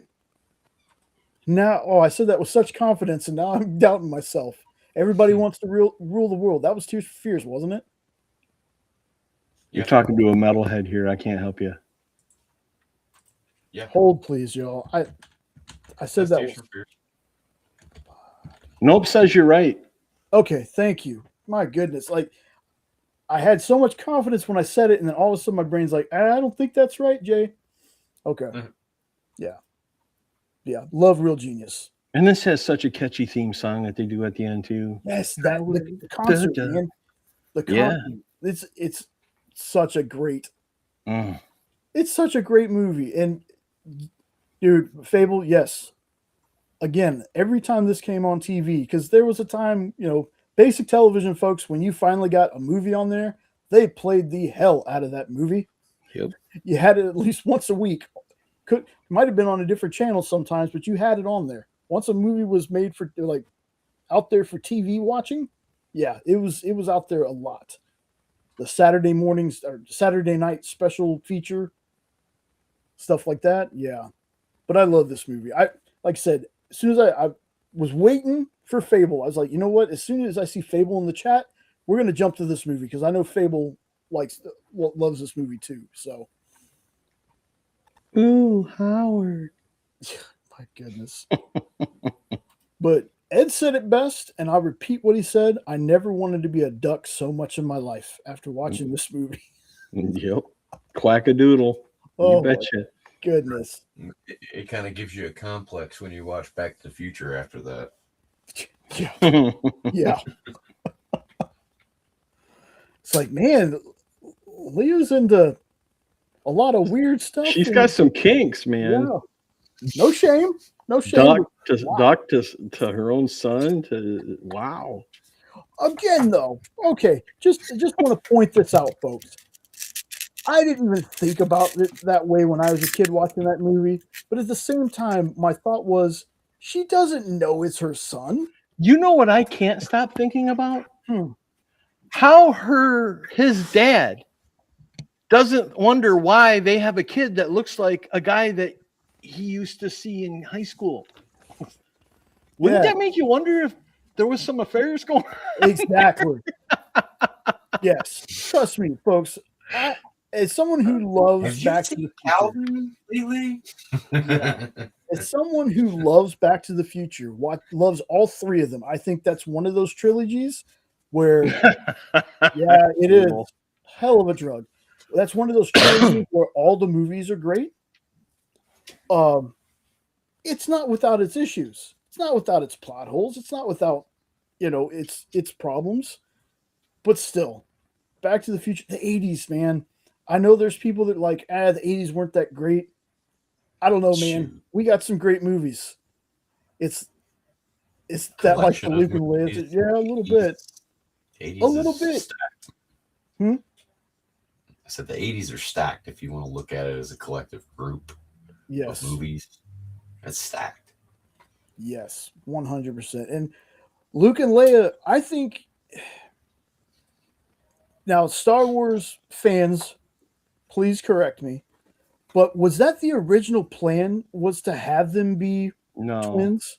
No. That's one of those debated things. Lucas says that yes, but I don't think so. I honestly think that first movie was one of those that they didn't really have plans for sequels and stuff like that until it was done. And they were like, well, wait a minute. And then the rest of it came after that. Right. I watched an interview with Mark Hamill where he talked about this stuff, and Vader was never going to originally be his dad, and all that stuff was never going to, and then it just kind of turned out that way. And I'm glad it did.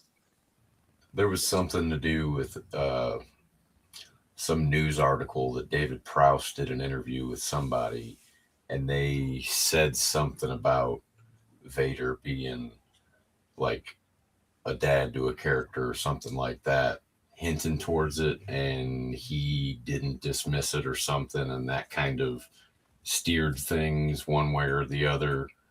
And that apparently is, there's a Vader documentary about David Prowse, and it goes into that and how he was kind of shunned on set after that, and that's why whenever the mask came off, it wasn't him behind there, because they could have dubbed the voice over there, probably no problem, but because that's the reason that they used, is because he had such a strong accent.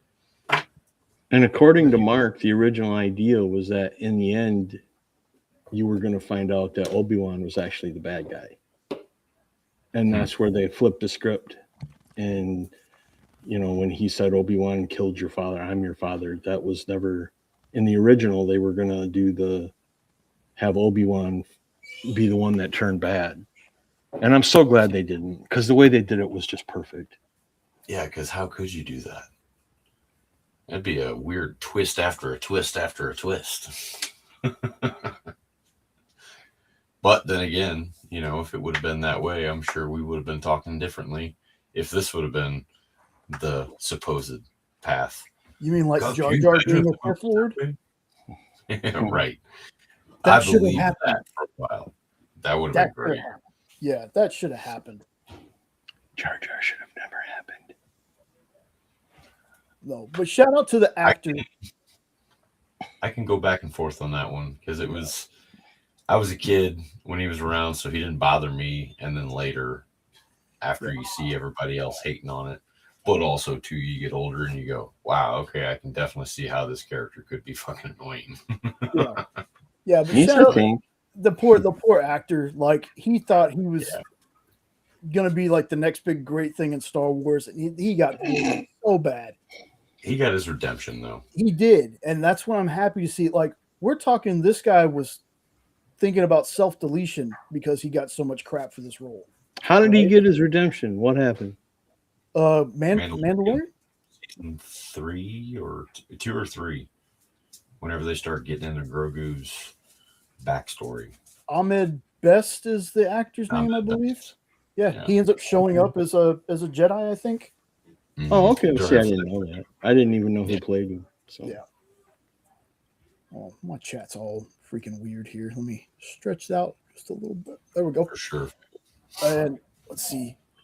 And in Phable, that's true. I mean, I don't remember too many people I met 2 weeks ago, so I could imagine, you know, a dude being there for a week and not remembering him 30 years later. And Sean, we could totally do a top movies of the 80s episode. Like, there's so many good ones, man. Like, there might be a list as long as the one that we have tonight, which we're going to get back to. I was going to say, trying to get a consensus number one might be difficult. Yeah, that is true. We might have to just do top movies. Like, these are the movies that are great in no particular order. One of the greatest movies ever made, it just happened to fall into the 80s, was Empire Strikes Back. And I will go to my death saying that. I love that movie. And that was in the 80s. Very awesome. And welcome in, Unknown. Good to see you, boss. All right. Get to the next movie. Finally, we got so many movies. But this one of my top 5 favorite Westerns. Let's talk about this one, Ed. Oh, such a good movie. I love this movie too. Clint Eastwood is he was like the badass of all badasses when it came to killing people when he was younger. And he gave up all of his evil ways because he met a girl and fell in love and had kids. And he hadn't even shot a gun in like 10, 15 years. Well, he loses his wife and they're struggling to get by because their animals are getting sick. And this kid rides up and says that there's a bounty on these guys who cut up a prostitute in a town. And he had heard some amazing things about him as a gunfighter. And at first he's like, no, I'm not interested, kid. That guy doesn't exist anymore. But then he takes him up on it. But under one condition, his buddy gets to come with him. And his buddy is none other than the great Morgan Freeman. And those two together in that movie are fantastic. And the big bad guy is actually a sheriff who is Gene Hackman, who I love Gene Hackman too. He's another one of those unbelievable guys that I like everything he's in. And anyways, they have this law that no guns are allowed in town. And if you have a gun, you have to give it up. And Gene Hackman is like the biggest a-hole sheriff of all, who will beat you to death if you break one of his laws. And the three of them ride into town in the middle of like this torrential storm, and they're not thinking anything. And Clint Eastwood's character actually has like a pneumonia and is near dead, and he brought a gun into town, and Gene Hackman kicks the holy hell out of him. But it's when Gene Hackman does something to his best friend Morgan Freeman that the beast is unleashed. And wow, the scenes at the end with what Clint Eastwood pulls off in this movie are legendary. They're like Luke Skywalker's moment in season 2 of Mandalorian badass level. I love this movie. And I completely forgot, who does Dumbledore play in this movie? Because I see Richard Harris is Dumbledore. Yeah, Richard Harris was Dumbledore. I don't even know what a Dumbledore is. Harry Potter. Oh, you're talking about the wizard dude. Yeah. He was the gunfighter that was lying about everything, that had the guy writing his biography. Okay. And Yeah, come to find out, he completely lied and was full of shit. And Gene Hackman sets the record straight. And the dude that was writing his biography starts writing Gene Hackman's biography instead, because he exposed him for the phony he was. I know who you're talking about now. Wow. But you just drop a Dumbledore on me, and I'm like, what? I don't know what that is. Drop a door. A Dumbledore. A Dumbledore. Did your wife after? Steven gave me my favorite straw. Thank you. So this movie, while I don't know why this is burned into my brain, the line, they even cut her teeds. I don't know why, but even after not seeing this movie for 10 or 15 years, that line is just stuck in my brain. We're talking about Unforgiven. Oh, yeah. The best part is when you find out why the guy cut her up, because she laughed at his little pecker. Yeah. And the first I spit my water or whatever I was drinking the first time I was watching this in the theater, I'm like, did they just say what I think they said? More time, open your bowls. All she did was laugh at his little pecker. Yeah. But now let me ask you something. Real talk here, Ed. Yeah. Was Gene Hackman a bigger asshole in this movie or The Quick and the Dead? Have you ever seen Quick and the Dead? Oh, yeah, several times. I got to lean this movie. Because he's supposed to be the law, really, in this right. movie. Gotcha. No, he's supposed to be the law, and the way that they treated and putting him up in that coffin and putting a sign on him and just all the stuff that he did. And English Bob, that was his name. The guy that was doing the fake Dumbledore or whatever you said. That was his name, English Bob. What he did to English Bob was insane. Yeah. I mean, he beat him within an inch of his life just because he had a little pea shooter in his back pocket. And the best part was when he was trying to roof his own house and he couldn't do it. And he had buckets of water everywhere. It was like, yeah, this is one of the few times that when Gene got his due, I was happy that he got his due. Because that character deserved to go out exactly the way he went out. 100%, man. I just remember when that certain part of the movie happens. Again, I was a kid. Yeah. And oh man, it just it got me. It got me. That story got so exaggerated too, because she literally had one cut on her cheek. Yeah. They cut her arms off, they cut her teats off, they cut her teats. Both of them, yeah. It's like, wait, what? None of that happened. Yeah, but super related. And I grew up, my dad had me watch stuff like Outlaw Josie Wales, and Good, Bad, and Ugly. And the one that I talked to Ed about that I don't think a lot of people know about is a series of movies, the Trinity series with Terrence Hill, that were these Italian spaghetti westerns. The first one, I think it's called The Man with No Name or something like that. And the reason I remember it so vividly as a kid was because once my dad found out that I liked the movie, we just watched all the Trinity movies.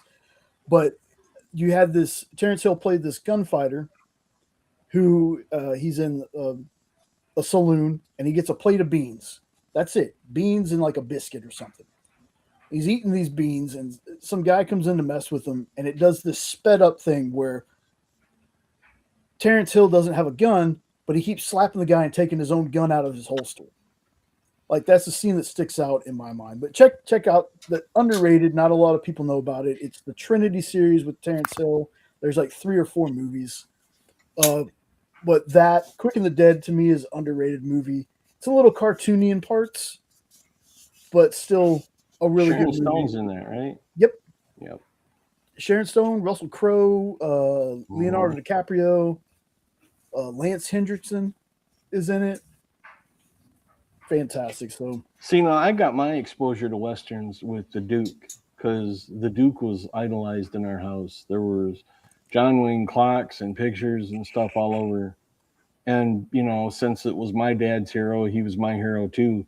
And I actually didn't get introduced to Clint Eastwood until he came out with a movie called Every Which Way But Loose that has nothing to do with being a cowboy. oh yeah, we'll talk about that one a little bit later. Oh, okay. You did add that one. I didn't know if you did or not. Yes, I But did. then after I realized, you know, he had done westerns, I went back when I was in my teens and I watched them. I'm like, oh, these are great. How did I not? And it was just because my dad was John Wayne, so that's what we went and saw.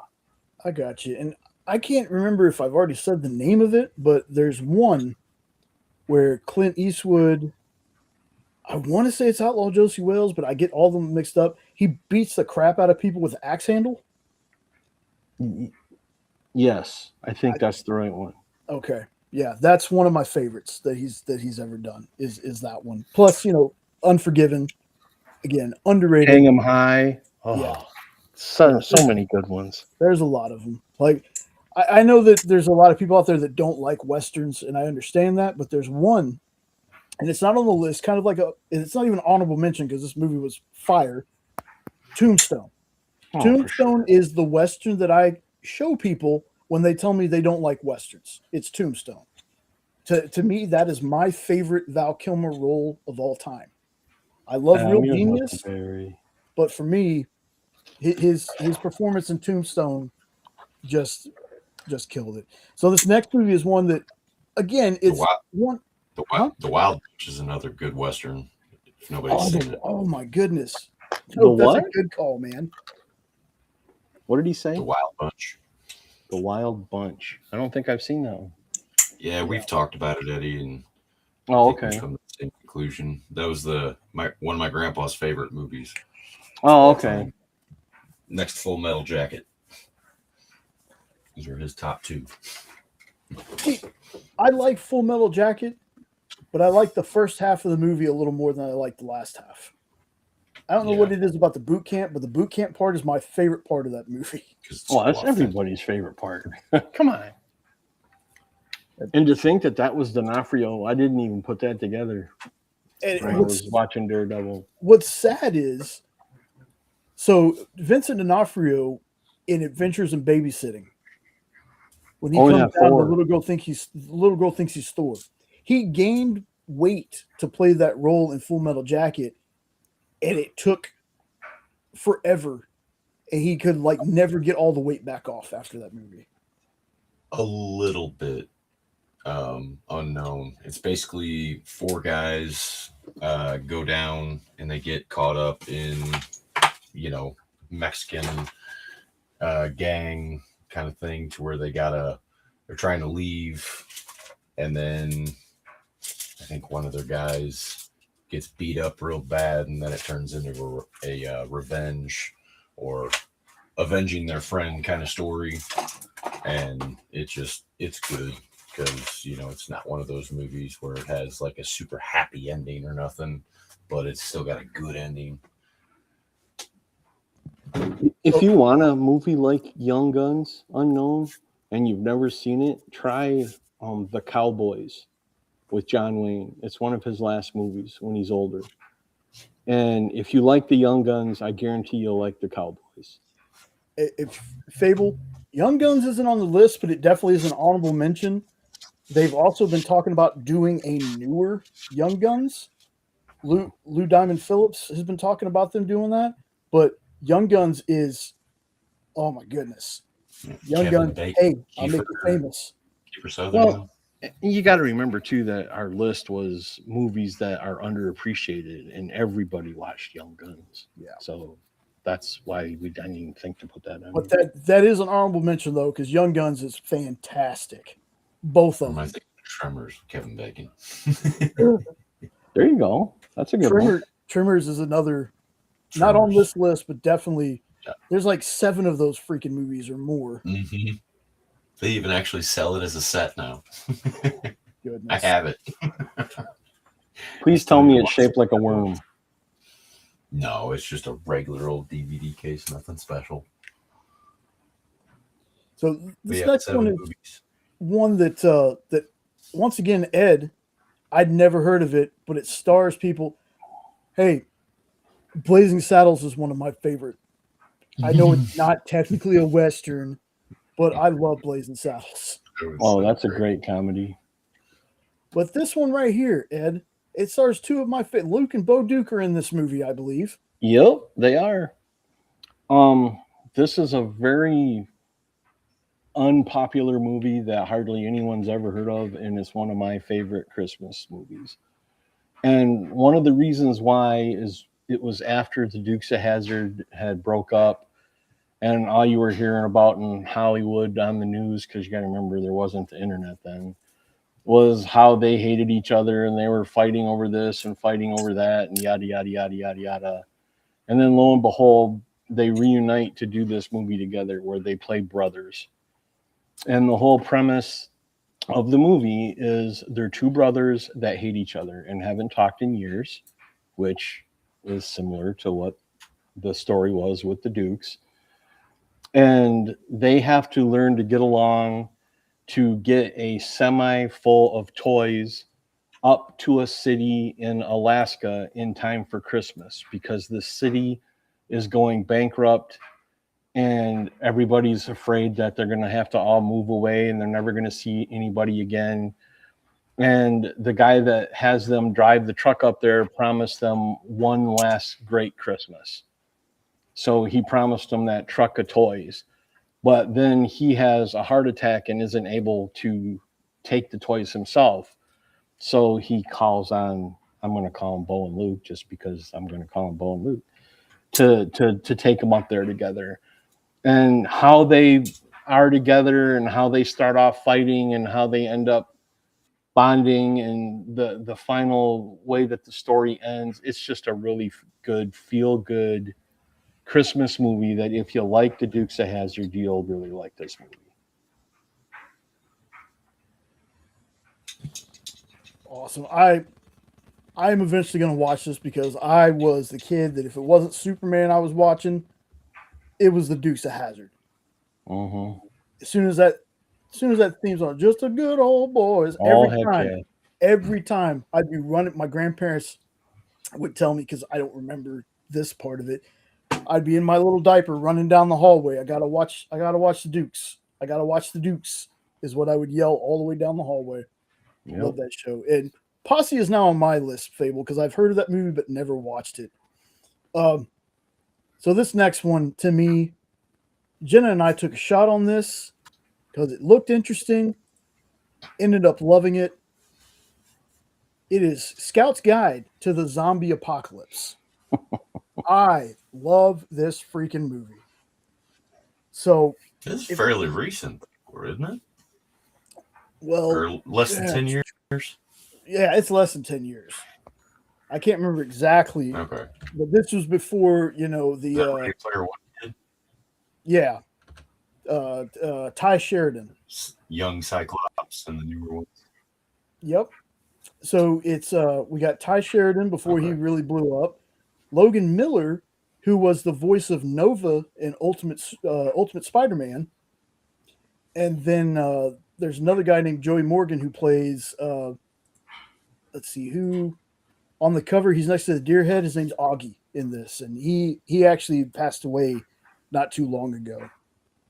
Very young. Don't know what happened, but he passed away. But so this story, this thing kicks off. We're in a lab, and I don't know if anybody has watched Workaholics or know who Blake Anderson is, but he plays a janitor.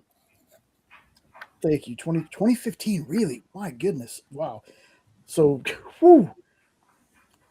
damn, what is time? Like Jenna says a lot. Anyway, he's listening.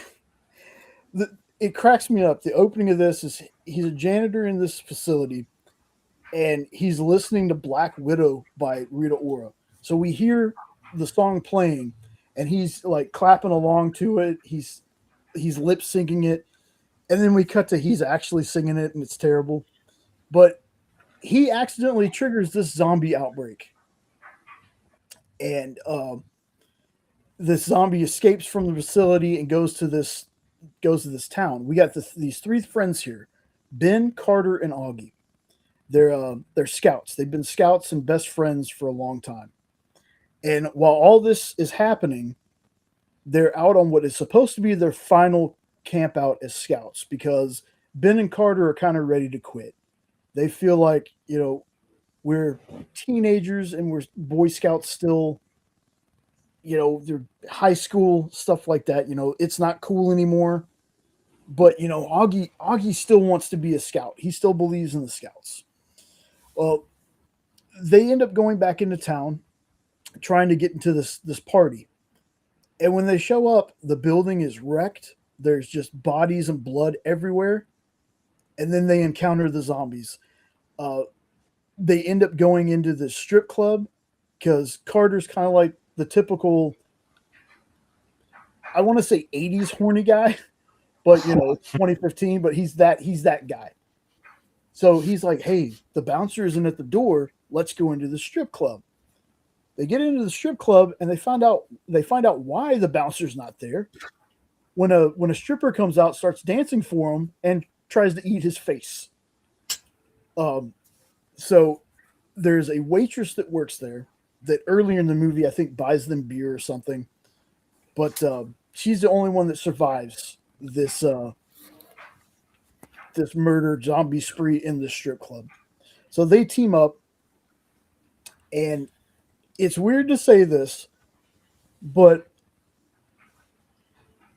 it's I'm going to say this out loud. I can't believe it. Even zombie boobs are boobs you want to see, man. Zombie Tramp. Hello, that's a great comic. Sure, but there's a scene in this where where the three are escaping from a bunch of zombies, and one of them is a female cop that's been turned into a zombie, and somehow they I want to say they handcuff her to this fence, and while she's trying to get away, her shirt opens. Holy cow! And Carter decides he's going to take a selfie with the boobs, with the zombie boobs. It's hilarious. This is definitely R-rated, folks. There is another scene where they're on a trampoline, or they're jumping out of a second-story house onto a trampoline, and one of the zombies from the house comes in, and he's wearing nothing but a bathrobe.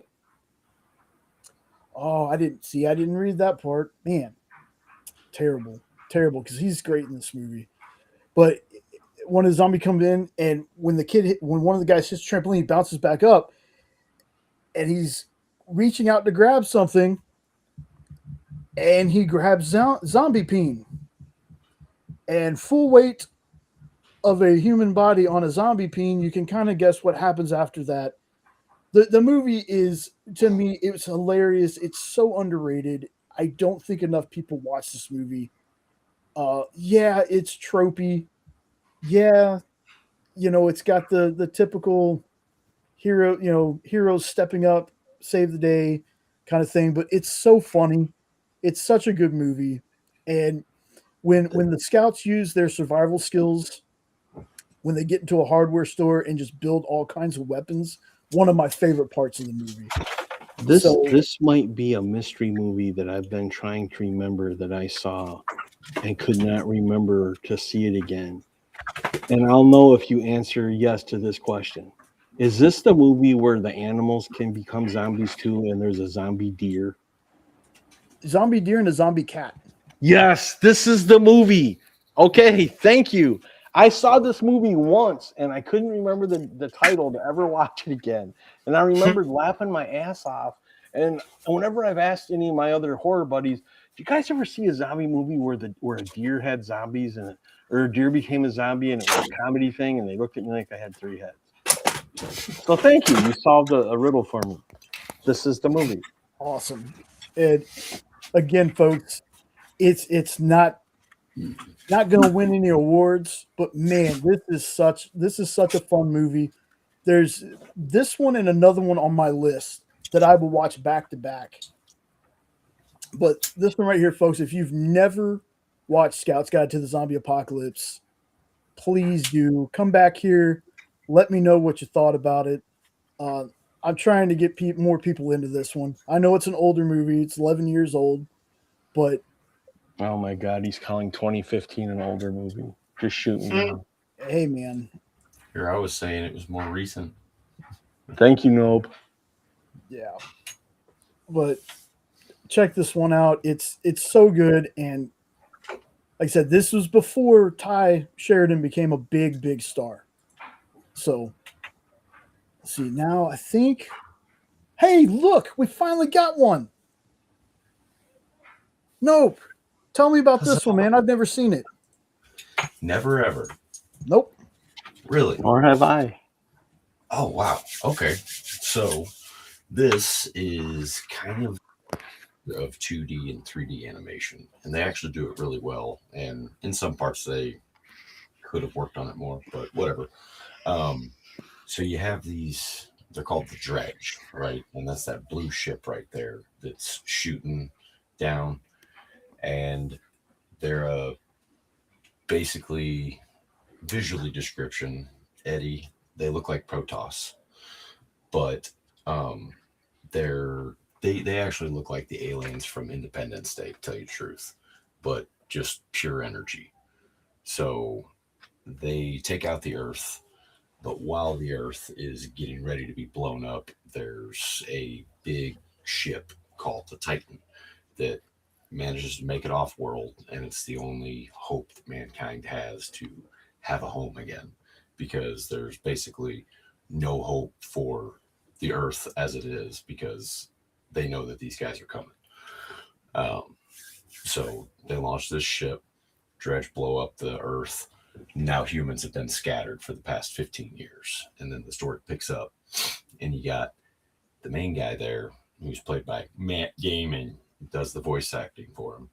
And then so starts off, he's a kid, and his dad's actually the pilot and one of the main scientists for the Titan program. So he separates from him, and that's how he just kind of grows up with one of his captains, generals, whatever, another alien guy. But they grow up on drifter colonies, is what they're called. And that's where all the humans have been stranded in the meantime, because they don't know where this Titan ship's been. So that basically leads into the whole plot, that they're looking for the Titan ship. And then you got another group of characters that come along and pick up Matt Damon's character, and then they all go on the journey to go find the Titan ship. And it's really good. Was this based on a video game or something? I don't think there was a video game, but there could have been. Something about the title sounds familiar, but I know I've never seen it. Yeah, I don't know if there was an additional something that had a similar name, because that does sound familiar that you mentioned that there was something else, but this is the only thing that I know of this actual property, but I could be totally wrong. And AE means after Earth, I'm assuming? Yeah. Cool. Sounds interesting. But yeah, I mean, without telling you guys too much, it's got Matt Damon plays the main, Drew Barrymore's the female lead, and then you got Bill Pullman does a voice in there, Ron Perlman, Nathan Lane, Gene Garofalo, and then John Leguizamo. And that's the main characters in the movie. And then you got a couple little side characters and stuff. Like I seen Jim Brewer was one of the little side characters in the beginning of it. Jim. But doesn't even sound like him too. It's funny because he plays a bug. So, I've forgotten all about this movie. I was interested in watching it, and just I I don't know why I never did, but now that you've talked about it, I'm definitely putting on the list to watch. We got kind of a It's got an awesome soundtrack too. oh yeah, we got a list of cartoon animated movies that we watch where we're like, again, one of them that I'm going to talk about a little bit later. This was a rotation watch for me growing up. Yeah, I watched this one regularly. definitely going to be checking this one out soon.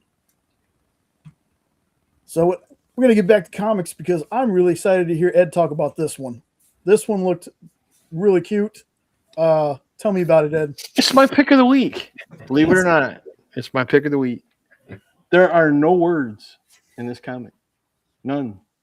So it starts showing the pods opening and facehuggers come out.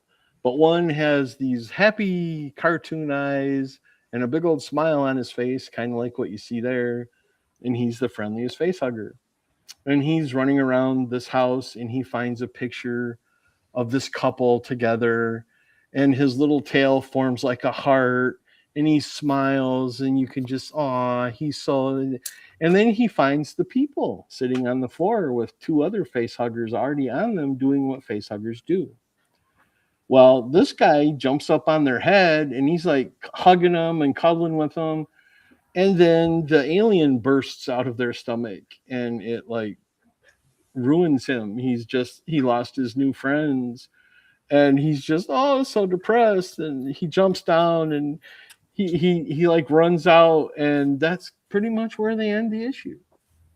And it sounds lame, but it's so damn cute and it's so fun, and it's just fun to think that there's a hugger out there that don't want to hurt people. And I'm wondering where the hell they're going to go with it. Very fun read. Very, very fun read. Well, especially since you don't got to read. There's no words. It's all pictures. So I'm guessing the art's pretty. Oh, the art's great. It's fantastic. You might like this one. It's just like the cover. The guys look like guys. The facehuggers look like facehuggers. And yeah, it's I didn't dislike anything about it. Very cool. Definitely on the list. I can't wait to see where it goes. Yeah. Do you think they're gonna all be silent issues? Do you think that's what they're gonna like? What are your thoughts? I don't know. I don't know where they're gonna go with it. If they keep them all silent, they're not gonna be able to really dive into a story per se, but maybe they could. Because they did a great job with this one, but I don't know how many issues they're going to get if they never have a spoken word.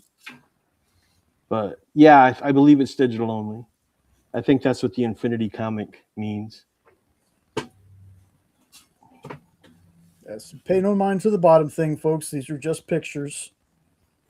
The bottom thing. What? Oh. Yeah. These are just pictures. Gotcha. But yeah, this is definitely on my list. Jenna's a big Alien fan, so I can't wait to show her this one. Like, she likes Predator too, but she's all about aliens. According to League, they're going to do 4. Mm. And the next one's due out, I think, next week. But it took me forever to find the first one. Mm. So hopefully they make it a little bit more readily available. You know, I want to talk about this for just a second when it comes to digital stuff. And I'm not getting into the thing that's been going online about digital stuff. But for Free Comic Book Day, I found that there were places that had free digital comics. Because Dispatch, which was the game that to me was a show. Like, it was an 8-episode show. And even not playing the game, it was incredible to watch. They had a digital only Free Comic Day copy that you could just go and download. So I ended up getting that. And I think that's smart for digital stuff. Let's do Free Comic Book Day, Comic Giveaway Day digitals to where all you got to do is download them. Works great for people who maybe couldn't get out of their house for Free Comic Book Day. Mm-hmm. So just wanted to throw that out there. I think that was a fantastic idea, putting your digitals out there for Free Comic Book Day where you could download them. So I used to be anti-digital. I got to hold the comic in my hand until I started working on in stores this week with Dan and Kyle. And that's how we would get our comics from the companies, was digital copies. So after that, I was like, you know what? They're also easier to keep track of. If I want to read a comic, I don't have to go digging through 8 or 9 long boxes to find the particular issue I'm looking for. So having digital is a-okay with me now.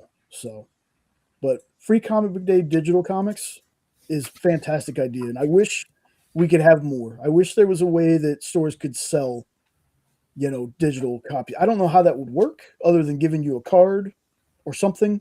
I don't know how that works, but flash drives, something like that. I think, getting humble bundles and stuff like that off the internet, when Dynamite does that humble bundle stuff a lot. And that's a lot of books you can get for pretty cheap. So waiting for the next one to load up here. Come on, there we go. Iron Man number 5.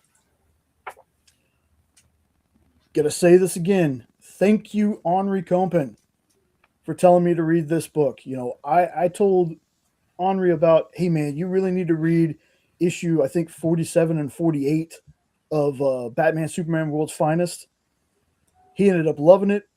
He said, I have to go back and collect the whole series now.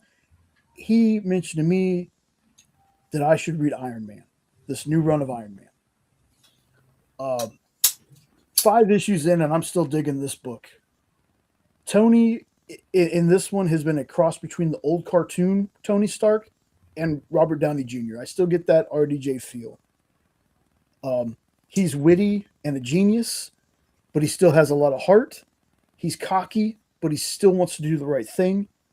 There was a bit of a not so surprise at the end of this story, but it was still a surprise how it ended up going. There's something that happens in the issue before, and I'm being super vague, folks, because again, I try my hardest not to spoil anything because I want people to be surprised. I want people to check this out. But there's something that happens in the issue before to where Tony wants to retrieve someone before the helicarrier that they're on crashes.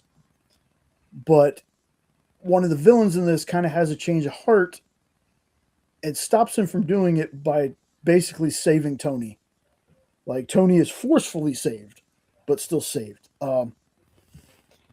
This series has so far, I've been saying it, Marvel is winning me over with the single character stories. Like, I'm already ready for the next issue. By the end of this, we basically have a brand new villain. This is the whole thing started. I'll give you the basic synopsis of the 5 issues in a nutshell. So this started with Tony was having this basically Tony Stark Awards, or like given a grant to trying to find the next Tony Stark. Well, Madame Mask and the Fixer kidnap all these people, all these college kids and whoever, and make them start building things.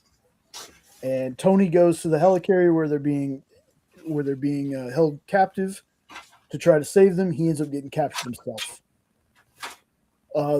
This issue right here is right after a big thing happens to where the helicarrier is going down. So Tony's trying to get everybody out. And again, it shows you that even though Tony is cocky, whatever happened to him in that cave, because he goes back in this issue and talks about, you can have all the tech, you can have all the smarts, you can have all the know-how. But the one thing that everyone forgets is Tony had help in that cave. Tony was not the only one building the Iron Man armor. He had the help of the other guy that was in there with him.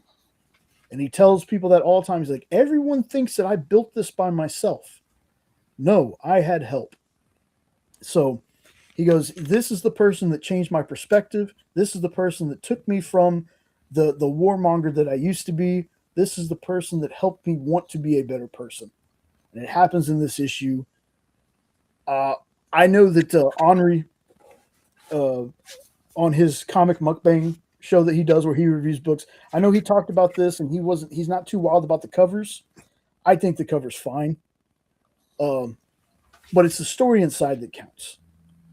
So, folks, if you've ever been interested in Iron Man and just was like, I don't know, there's too much to get into, this series right here, you can jump right in. You can jump right in. I wasn't lost at all, and I'm usually very easily lost in things. But this one was fantastic. So, again, between this and Punisher and Captain America, Marvel has... This is what I want from Marvel. I don't need 15 more X-Men books. I don't need Days of Future, Rise of Marvel, House of the Fallen Sun in New Orleans, X times 20. I don't need that. I need more of this right here. So we're going to stick with Marvel for just another second. And Ed, why don't you tell me about this one? Yeah, this was a good read. They kind of had me scratching my head at the beginning because they start with his origin story again. I'm like, really? Are we doing this again? But they went from there to where Doctor Strange says the spell to make everyone forget who Peter is. I was like, okay, now I understand why you started over. So the actual story itself starts off with Spidey and Kingpin. And Kingpin is so pissed off because he knows who Spider-Man is, but he can't remember who Spider-Man is. And Spider-Man is being Spider-Man, giving him all kinds of shit. Like, I know all your secrets, but you don't know any of mine now. Ha ha ha, laughing at that. And he grabs this ledger that supposedly has like all the bad things that Kingpin's ever done in that ledger. And that was the cause of the hullabaloo, because Spidey gets a hold of that and says, now I know all your secrets, but you don't know any of mine. And without spoiling anything, that's really all I can tell you.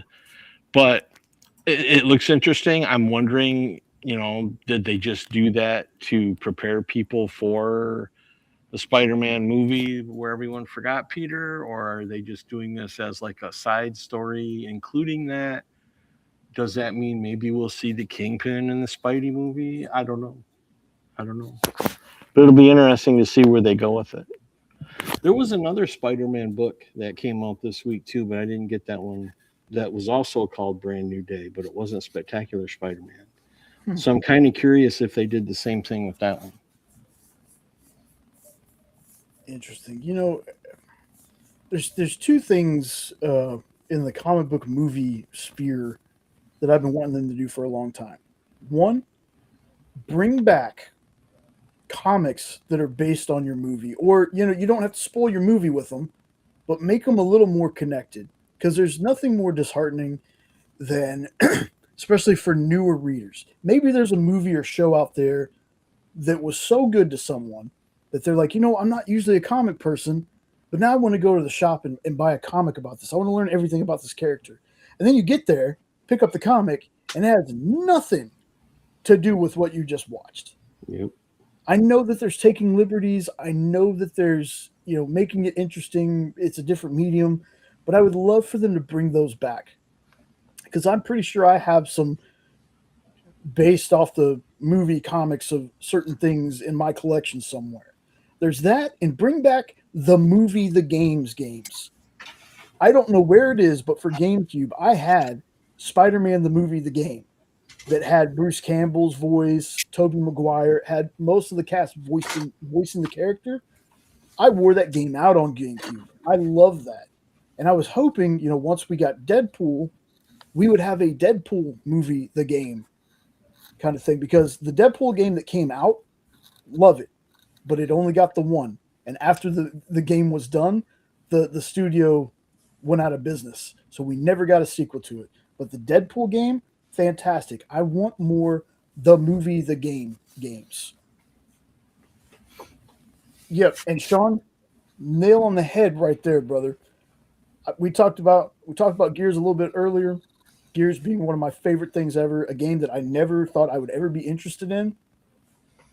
My buddy got it one night for like $10 at a Walmart for just 24 hours.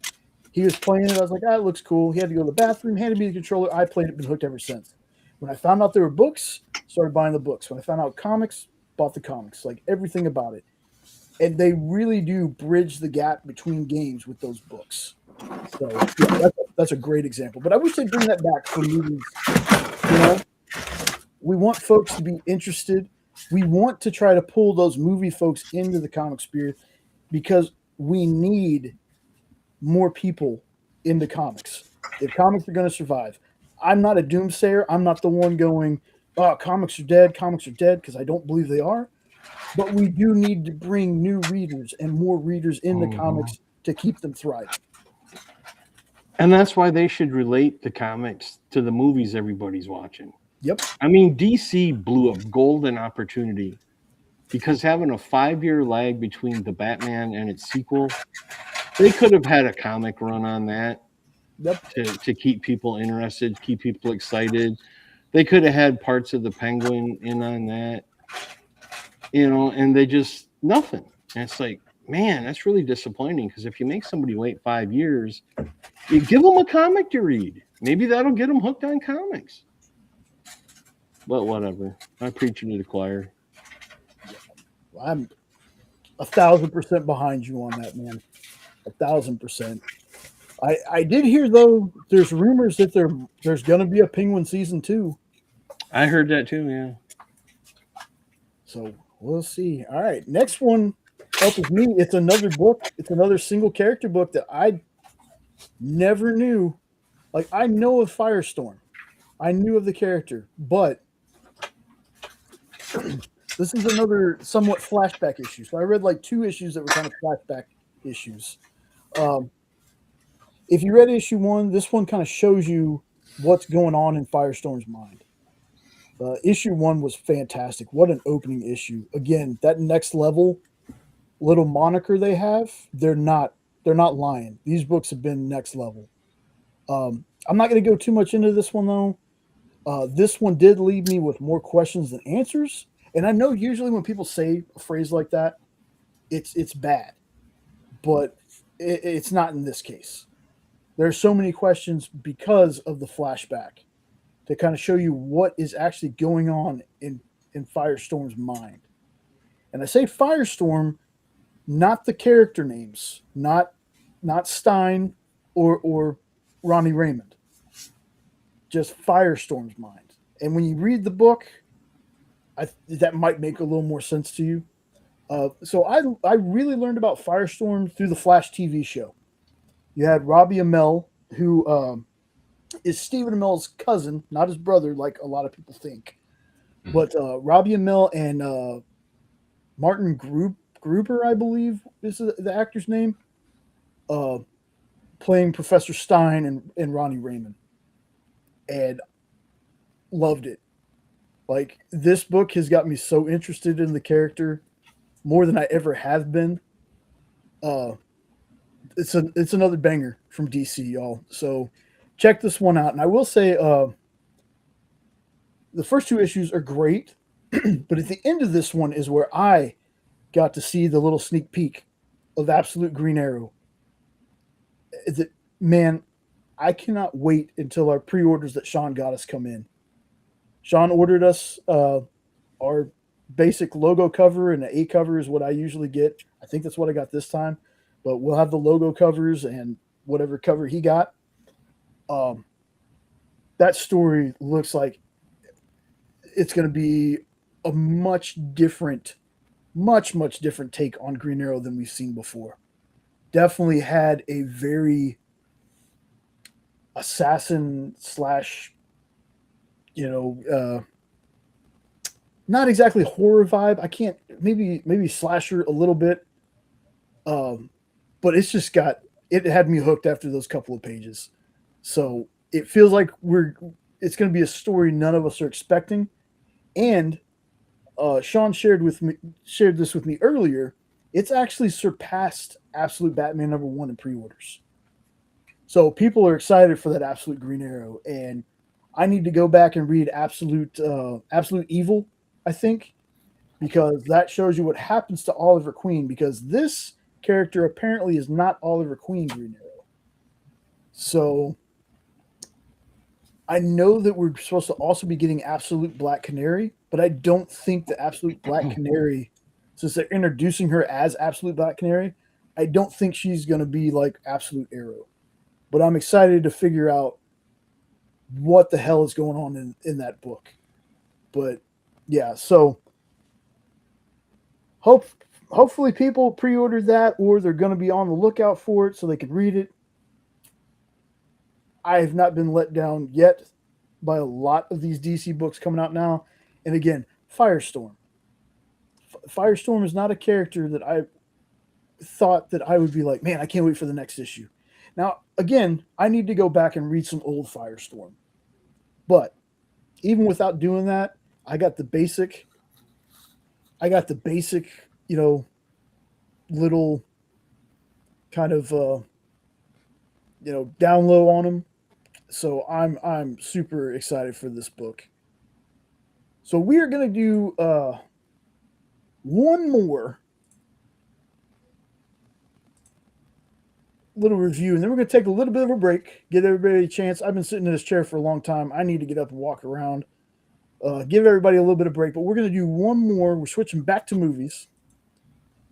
One more. Tell me, I have never heard of this one. Please tell me about this one, Ed. This is a fantastic psychological horror movie. And the entire movie is about a possessed inmate that is on death row. And he's being interviewed by a psychiatrist to see if he's insane or if he's possessed. And this movie gave me goosebumps quite a few times. And I can't say that about many horror movies. I'm usually laughing at them.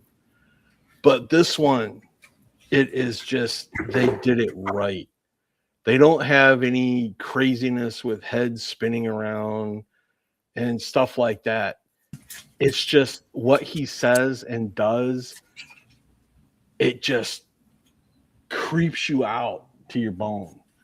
And the guy that he's first interviewing him with was 100% convinced the guy was insane at the beginning of the interview. Well, as the interview goes along, this possessed guy says, I brought you here on purpose because you're going to write my book for me. And he's like, I'm going to write your book for you. What are you talking about? Oh, you'll find out. You'll find out. Well, it's the notes the guy's taking. And it leads you down this path while they're doing their interview. And you get to the point where he's supposed to be executed when the guy figures out, oh my God, I've written this dude's book.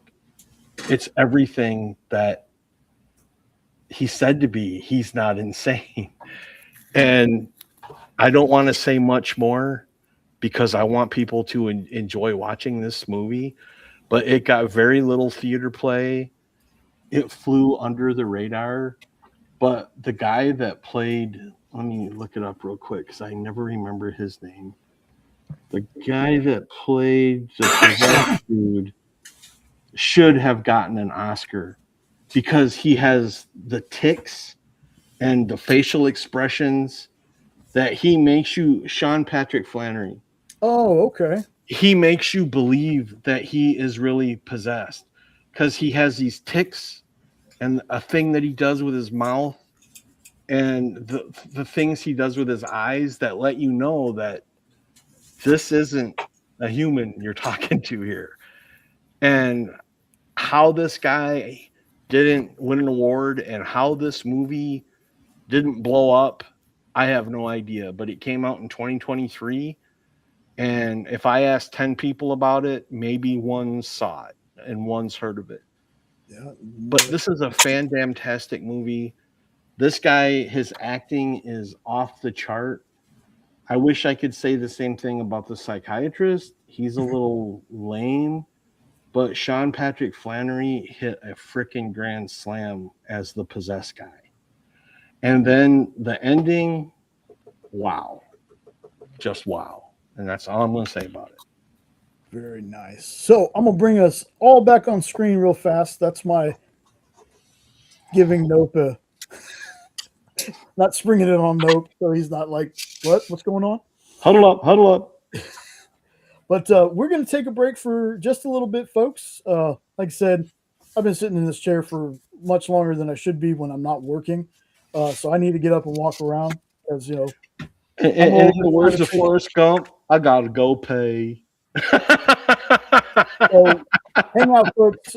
We'll be back in just a few minutes. Here we Dr. go. Pepper. All right, here we go.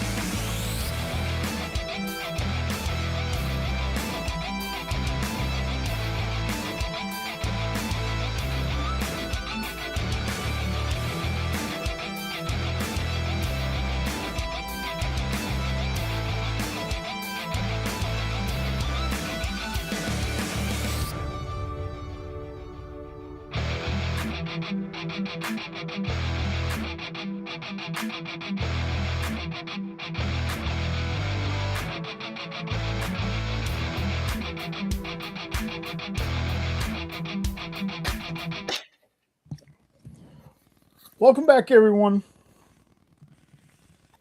Mission Taking successful.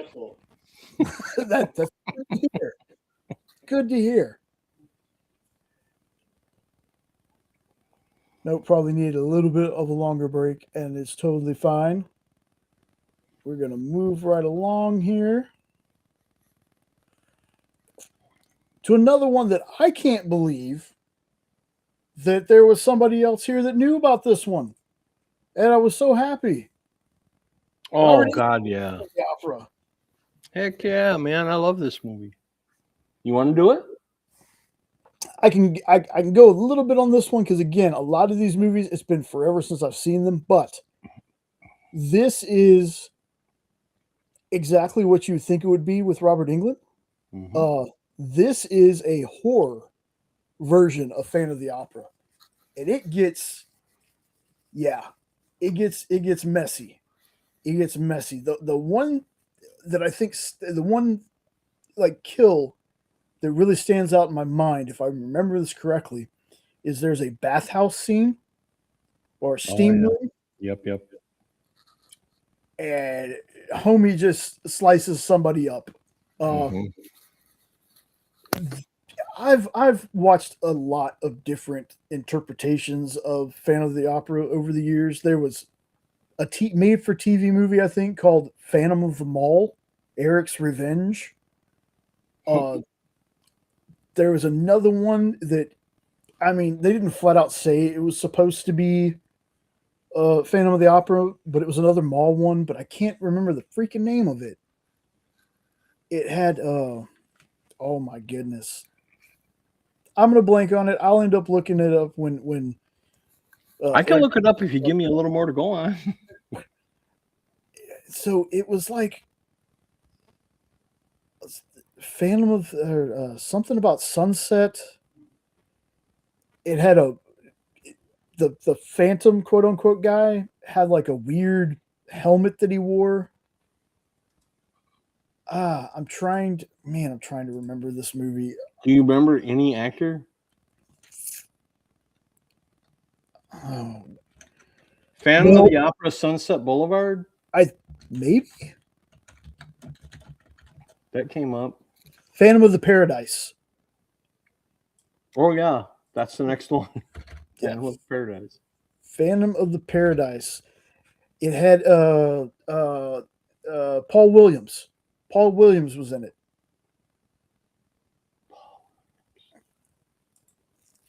Name sounds familiar, but I can't place him. I'm going to have to look him up. Yeah, Smokey and the Bandit. Oh, him. Yeah, he was in everything back then. Yeah. I said, this made me, when I first watched this, you know, the Phantom of the Opera always had like a creepy vibe to me, but it was more like stalkery, poetic love kind of thing. This one terrified me. Mm-hmm. And that's, like I said, it's been forever since I've watched this one. I just remember, much like the Mangler, Robert Mhm. Englund was terrifying in this. Mm-hmm. Terrifying. Ed, take this one away, man. Oh yeah, of all the versions of Phantom of the Opera, this one's a grand slam home run. And Robert Englund does what Robert Englund does. And even though the style is similar to Freddy, it is so different than Freddy Krueger. The basic plot and everything are still the same, but the gore level and the horror level and the monstrosity level of the Phantom are amped times 10 of any other version I've ever seen. And sadly, this is another one of those movies that when I mention it to friends, Freddy Krueger was on Phantom of the Opera? I'm like, dude, you gotta find this movie. I have it on VHS. I haven't been able to find it on Blu-ray yet, but I'm on a quest for it. Love this movie. If you see it streaming anywhere, watch it. You will like it, especially if you like horror and you like this story. You're not going to get any cutesy love story in this one. Yeah. This one's hardcore. Yeah, I remember this came out around a time where a lot of horror properties from like big stories, Phantom of the Opera being one. There was a freaking Pinocchio one. I know we're getting Pinocchio unstrung, but there was a Pinocchio's Revenge. There was a Rumpelstiltskin horror movie. But this was around the time where people 1989. Wow. Yeah. This was around the time where people took stories that weren't traditionally horror stories and turned them into horror ones. And this one, to me, is one of the best that they've ever done, turning it into a horror movie. It's a grand slam. Yeah. I love this movie. It's so good. And he's so terrifying as the Phantom. Again, I He can't. is. So terrifying. He's no lovesick. Oh, romantic. No. Christine. No. Yeah. So next one I want to talk about is the whole reason for the show tonight. The whole reason. Treasure Planet. Now I'm gonna be honest though. I did not watch this when it first came out. Jenna was the one when we first got together. It was probably maybe 5 or 6 years into our relationship. We were talking about movies and stuff, and she was like, yeah, Treasure Planet. I was like, I heard of that one, but I've never seen it. So we watched it. Instantly, I was like, how did this movie fail? I don't get it. And we recently watched it. I mean, maybe 4 or 5 nights ago. We watched it. And again, I still had that same feeling. I was like, whenever I messaged y'all about, hey, I got an idea for a topic for the show, it was right after we had watched it. That's what it was. So very recent. And again, I was just like, I don't get how people don't talk about this movie more. I've never heard of this movie. I'll be honest with you. It's basically Treasure Island, but in space. Like the Treasure Island book, and I can't remember the author's name of that. But I mean, Muppets did it. Muppet Treasure Island. Oh yeah, I love that. With the amazing Tim Curry, who he was actually Robert Louis Stevenson. Thank you. Yep. Where he was actually a human playing a Muppet. That's how I felt when I saw him in that movie. He's terrific. But so, like I said, we just watched this past week, and it gave me the idea for this whole episode. The visuals, the story, the music, like this all started. I wanted to watch it because I heard a clip of "I'm Still Here" by Goo Goo Dolls, and that's like one of the big themes of this movie.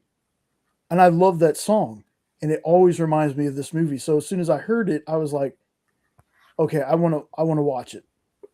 So again, it's the visuals, the story, the music. It's really one of those how did this not do well questions I've asked for a long time. Every time I watch it, and I don't get it. The characters are great.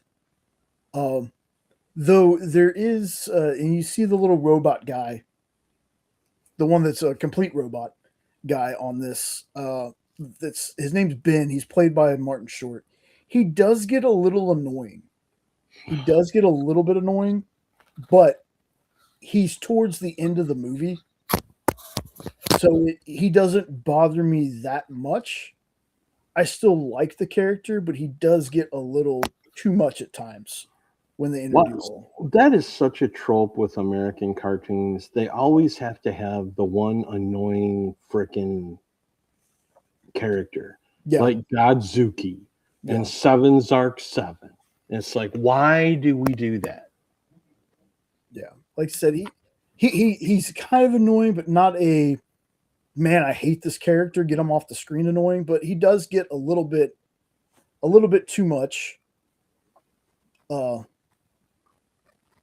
Give Nope a little warning. I'm about to pop him on screen, or not on screen, but I'm going to bring him in.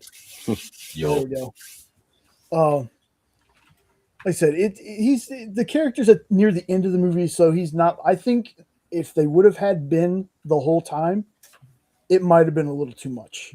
And I love Martin Short.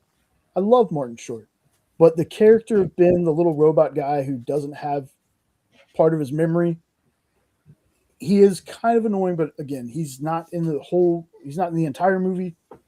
But this is also a great example of not all bad guys are heartless. And there's nothing lost that can't be found. Again, the character of Jim Hawkins, played by Joseph Gordon-Levitt, voiced by him. Kind of like an all-star cast in this. David Hyde Pierce is another character. I can't remember the name off the top of my head.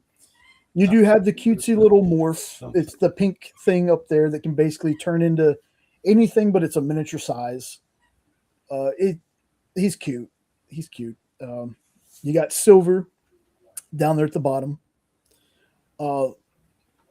Again, it's about Jim getting this map from a character who's fleeing pirates.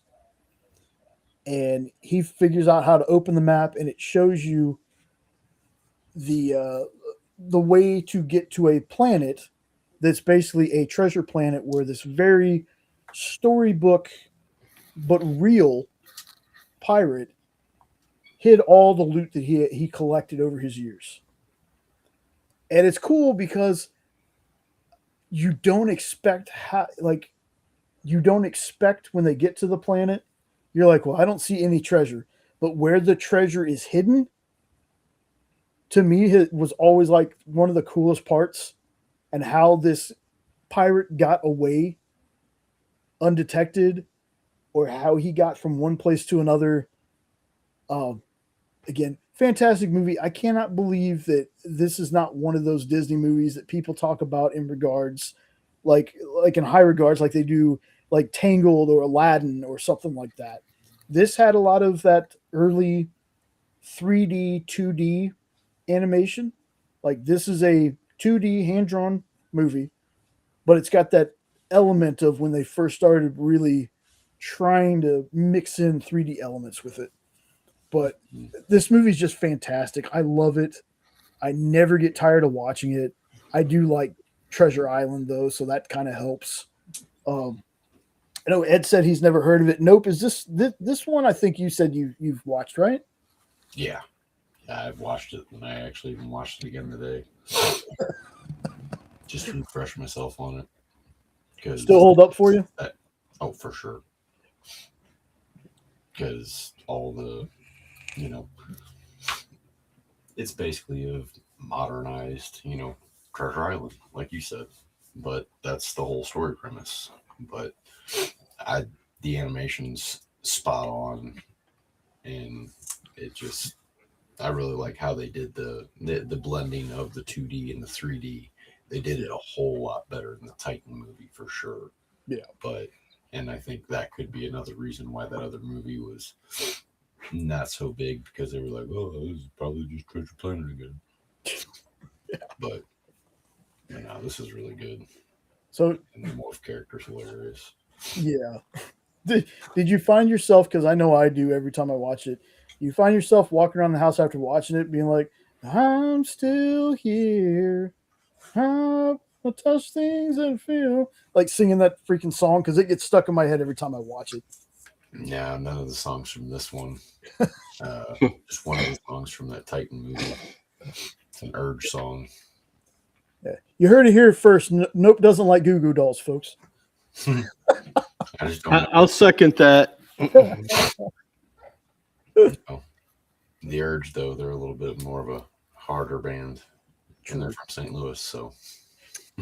Gotta represent. I get you. Yep. All right. So we already talked about this one, but we had so many movies, folks. I had not only, the scenes here. What's up? I'll connect though. Mm-hmm. The Titan movie is similar to Treasure Planet in a sense. Oh. If it makes any sense. Interesting. Like you could basically, the skeleton of it is Treasure Planet. Treasure Island, whatever. Has me even more excited to watch it now. Having not seen either, I agree with you. So we already went over this first one. Guys, we had so many movies and stuff today that not only did I have scenes, I ended up having to build a slide deck after. And I love that. I love we have plenty of stuff to talk about because there is no list book, so I don't have a list book tonight. But again, folks, I'll talk about that when we get done. Let's see. So we talked about that one. So tell me about this one, man. I know you've told me about this before, but let me know about this one, Ed. It's one of my favorite Halloween movies. And yes, I said Halloween movies. So what happens is Kevin Costner is in prison, and he breaks out of prison on Halloween night with another guy, assistants. They're able to break out of prison, and they're trying to find reliable transportation to get away in. And all the trick-or-treaters are out and this, that, and the other thing. And all that dies down and the streets get quiet, and they find a car that they want. And they go to get the car, and not his buddy, but the guy he escaped with, looks through a window and sees this woman alone with 3 kids giving them breakfast because it's like getting to be close to 5 a.m. So it's getting to be morning time. And he breaks in to the house to have breakfast and to do not so nice things to the woman. And Kevin Costner notices he's missing, and then he hears the hullabaloo in the house, and he goes in there and basically beats the crap out of the guy and says, "We're not here for that."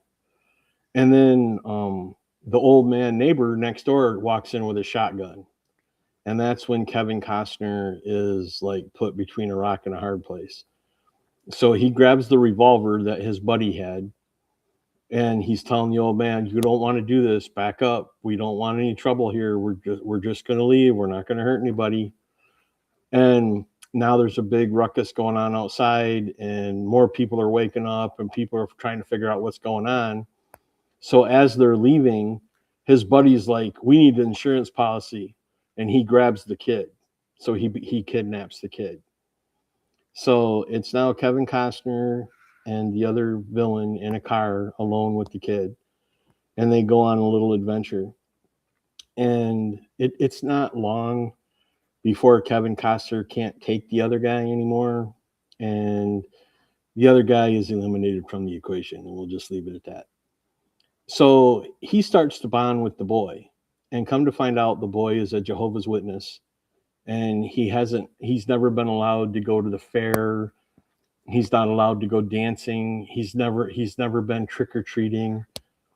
And Kevin Costner's like, "What the hell do you mean you've never gone trick-or-treating?" And he's like, that's when he tells him it's against my religion. He's like, "What kind of religion is that?" And he says, "Jehovah's Witness."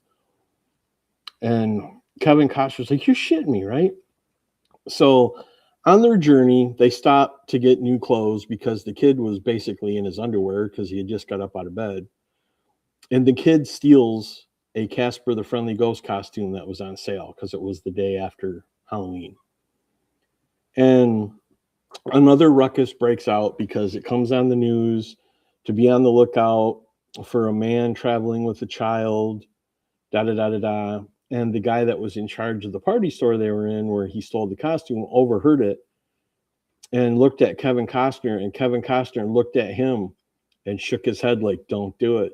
So the guy knows. So after they leave, he, of course, calls the cops. And this is where you find out that they've really formed a bond. The kid was safe in the store, and Kevin Costner was getting ready to leave. And he's like, it's up to you, son. Do you want to go or do you want to stay here? And the kid goes running and dives into the car. And from that point on, him and Kevin Costner have this great little adventure together, and they're having a good old time. And there's one scene where he ties the kid to the roof of the car because he's never been on a roller coaster, and he's driving down back roads, and the kid's just loving it. And he takes the kid trick-or-treating, even though it's after Halloween. And it's just, it's one of those feel-good movies. And Clint Eastwood is the Texas Ranger that is charged with hunting him down. And it becomes, I don't really want to spoil it for people, but it's a 30-year-old movie. But come to find out, Kevin Costner was unlawfully detained and arrested when he was a kid. And the reason that is because his old man used to beat on him and was going to kill him. And Clint Eastwood was the cop. So when he took a car for a joyride as a youngster, he begged the judge to give him a full term to get him away from his dad. And you find all this out as it's going along. So there's this backstory between the two of them. So he wants to catch the guy safely and return the kid when everybody else is out like, screw the guy, shoot him if you can, we got to save the kid. And it becomes this little, adventure of them traveling across Texas. Kevin Costner wants to go to Alaska to find his dad because he has a postcard that he got from his dad when he was like 6, because his dad walked out on him after beating him and all this stuff. And he wanted to go try to have a relationship with his dad. So they were on their way to Alaska. And it's got a lot of fun parts in it. It's got a lot of laughter in it. It's got very serious moments in it. It's got a couple of scary moments in it, but it is such a great movie. I would put it right up there with Field of Dreams as my favorite Kevin Costner movie. And it is one of my favorite movies to watch at Halloween time that isn't a horror movie. I love this movie. I even did a short on our Weird Dorps channel. One of the first shorts I did was I did one on this movie to let people know about it and posted it out on our channel.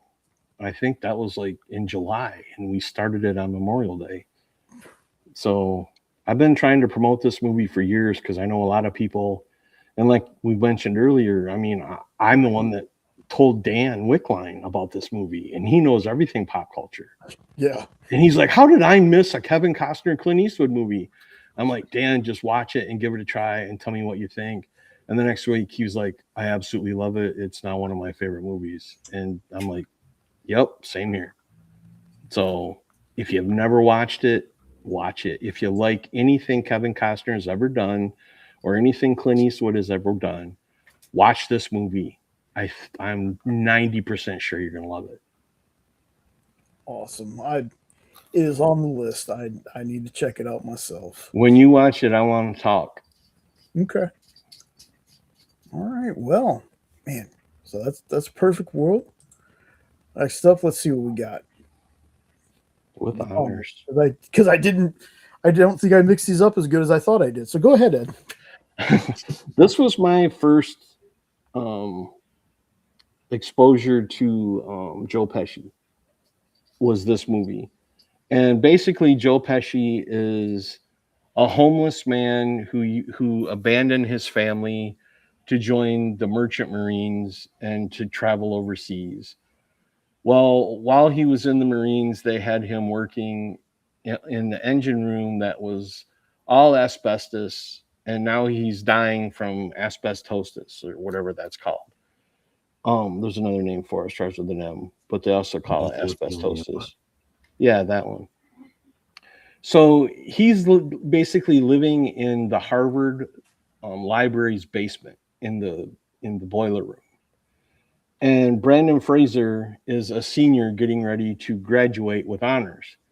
But in order to graduate with honors, he has to get his senior thesis finished. Well, on his way, there's a power outage during an ice storm that blows up his computer. So all he has of his thesis is what he had printed out, and he had like 70 some pages. And on his way to the library to make copies of it, because he was being paranoid now that he was going to lose his thesis, so he wanted to make copies of it, he slips on the ice, trips, and falls, and his senior thesis goes through a grate in the sidewalk that goes down to the boiler room. And by the time he gets into the library and sneaks down to where the boiler room is, Joe Pesci is already reading it one page at a time and tossing it into the fire.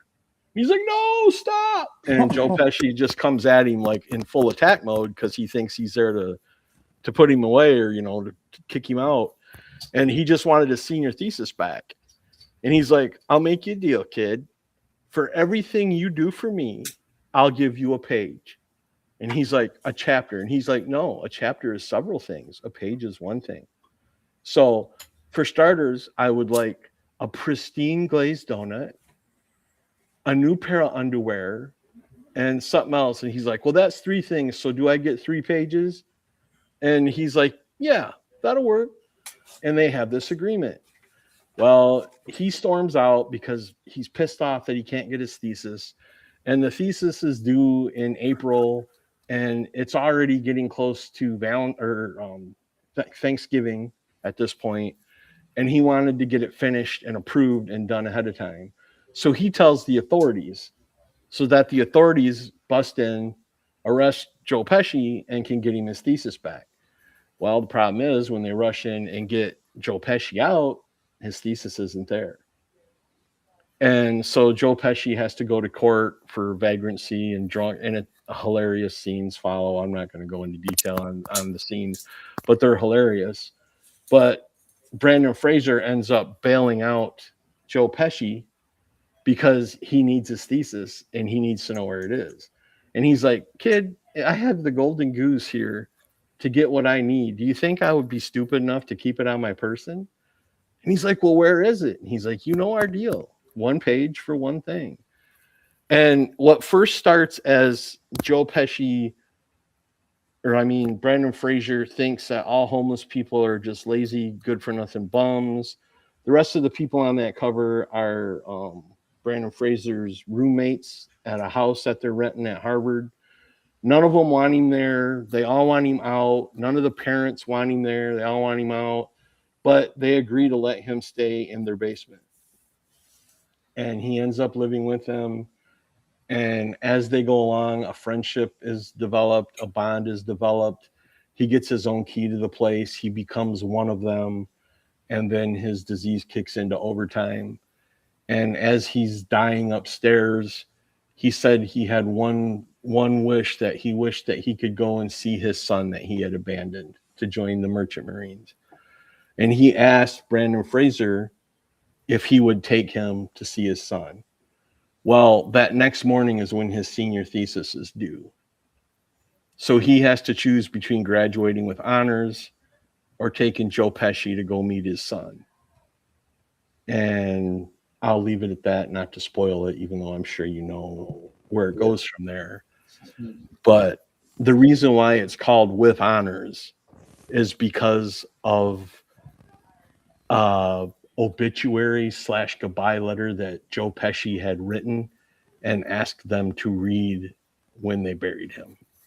And that's when you find out how the movie name links to everything. Excellent movie.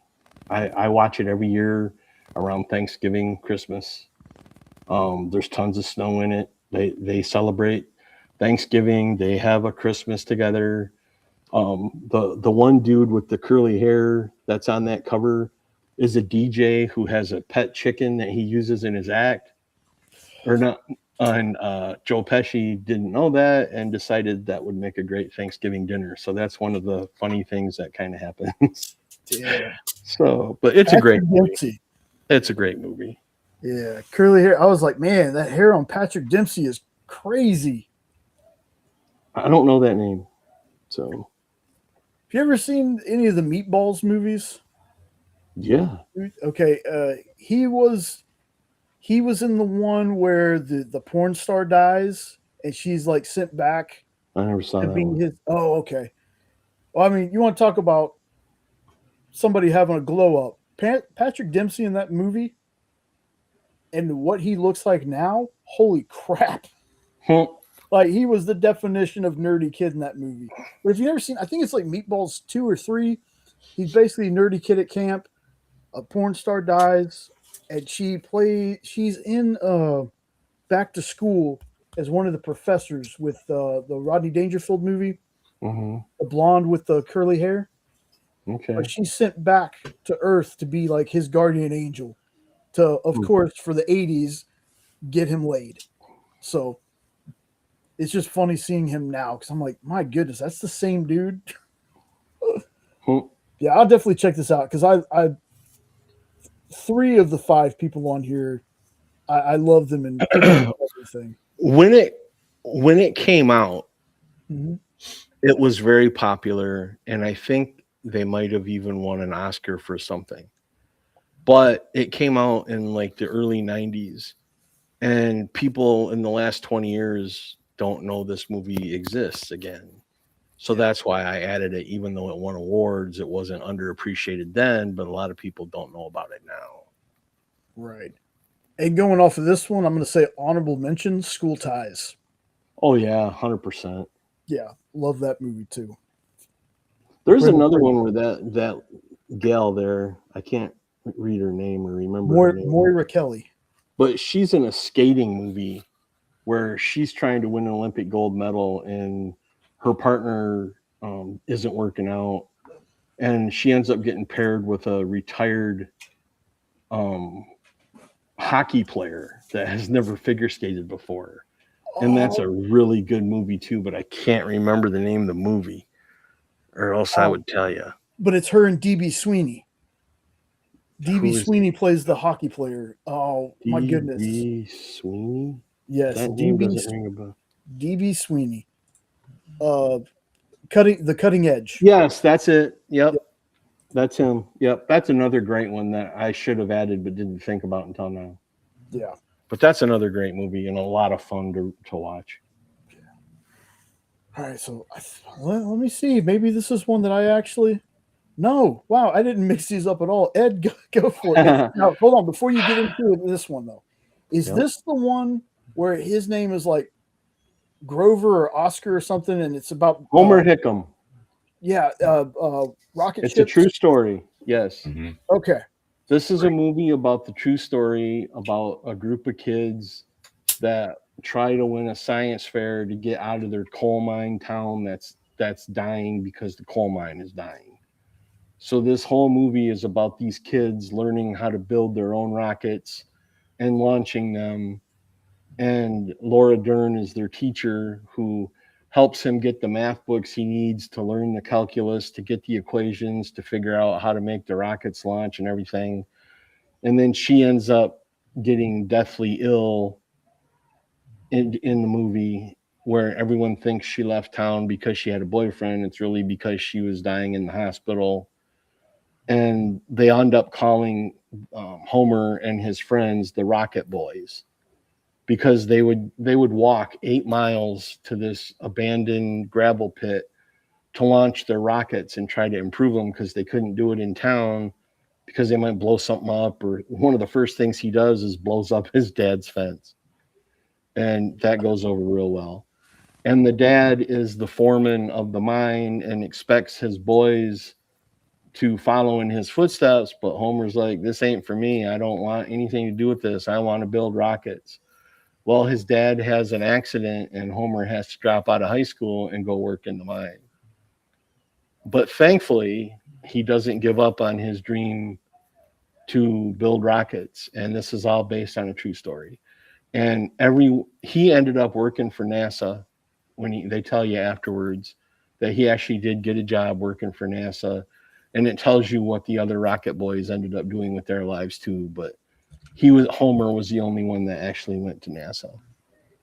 But it's a great. I remember watching this, but it's very, very vague. And I just want to point out, Sean, I called that. I didn't know it was going to happen that quick, but One Trick Rousey tapped out Gina Carano in 15 seconds. Oh, that's bullshit. It was staged. Was it an armbar, Sean? Can you tell me that much? Was it the armbar? Because if it made Gina tap out, it had to be. What else would it be? It's the only move she has. That's true. And I love Rhonda, but that's usually how she wins. I love Rhonda too, but I wanted Gina to knock her ass out. Yeah.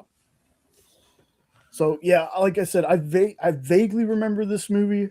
I knew he had a not out there name, but a name not as common as it used to be. You know, the only reason I know is because I've watched it at least a dozen times. Homer Hickam. I went and checked the list. The next one is mine finally, so Ed can rest his voice. Whoa, about time, jeez. Wish. Mm-hmm. This is definitely a newer movie, but so underappreciated. I'm pretty sure it was a box office flop.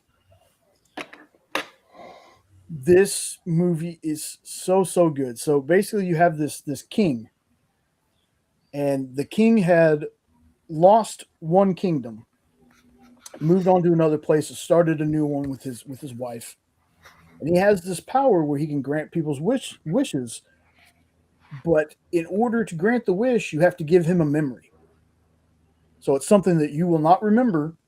He holds it, and once a month or something, he chooses one person to grant their wish. So in order for you to get your wish granted, you have to give up a memory. Well, the girl on the cover, her grandfather is turning 100. She's going to become an apprentice to this king to get her grandfather's wish granted. She's thinking that she can talk him into it. Well, you find out something about the king. She ends up not getting the apprenticeship. So she makes a wish on a star. Now, she doesn't have her wish granted, but the star comes down. It's an anthropomorphic, cutesy little star. This movie had one of my favorite soundtracks to any Disney movie. My favorite Disney song of all time is The Light, or the Tangled. It's The Light from Mandy Moore and Zachary Levi. That's my favorite Disney song of all time. This one has a close second when Sean, Jenna, and I watched this movie together. And yes, Sean, to answer your question, this is basically the origin story of Disney movies. You'll be watching this and be like, wait a minute, this happened here, this happened here. It's cool to catch things when you're watching this, but there is a song in this one that when Jenna, Sean, and I heard it, it was the hardest song I've ever heard Disney do. And I mean hard, like, not like it was metal or anything, but it was so good. It was goosebumps the whole time the song was on. It's called Knowing What I Know Now. I was like, that alone should have had this movie win awards. So it's basically, again, when you watch it, you're going to be like, you feel like it's taking from other movies, but that's not what it's doing. It is literally like a Disney movie origin story. It was, again, this flew under so many people's radar. We ended up just wanting to watch something one night, saw this, like, why not? Put it on, loved it. The fact that this is not, again, this is not spoken, it's kind of like Treasure Planet. The fact that this isn't spoken in the same room with Tangled or any of these big Disney cartoons that have come out over the years is criminal. Like, again, I don't want to give too much of this movie away, but it's basically, you can kind of tell by the cover who the bad guy is. I mean, obviously, but it's Chris Pine voicing this king who can grant wishes, but he picks and chooses which ones he grants. and it's one girl's journey to have the memories of her people released after she finds this out.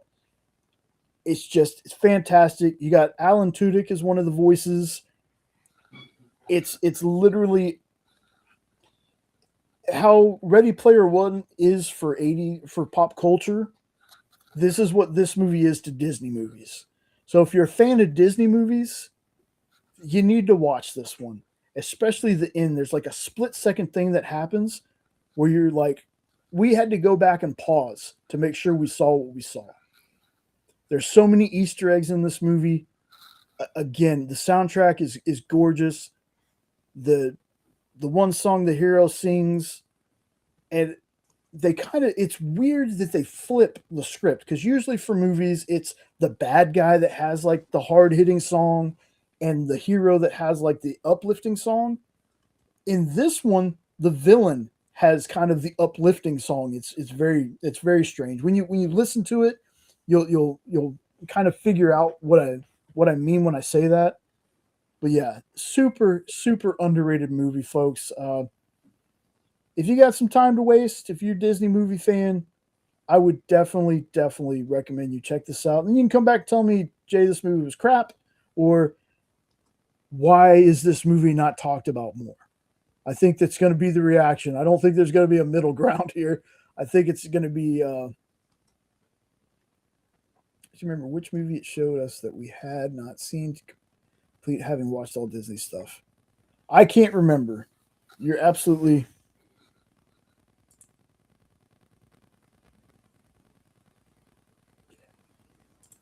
Yeah. So we've got like one more I want to get to. I want to end it with one, because there's more, folks, but I think we're going to save it for next time. It is getting kind of late. We have been going at this. There's a lot of movies on this list. But we want to get to one more, and there's one specifically I want to get to because I want him to talk more. So I'm going to get to this one right here. Nope. Tell us about Cool World, man.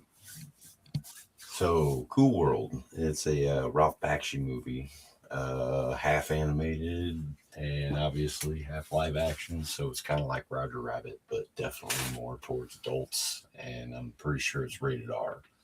But it takes place in Vegas. This is actually the movie that launched Brad Pitt's career, technically, and I think that's what it kind of gets overshadowed by. But he kind of gets sucked into this world through this certain kind of key. There's this cartoon scientist guy that's trying to develop something to transport him into the live world, but it winds up sucking in Brad Pitt's character right as he's dying from, motorcycle accident kind of thing.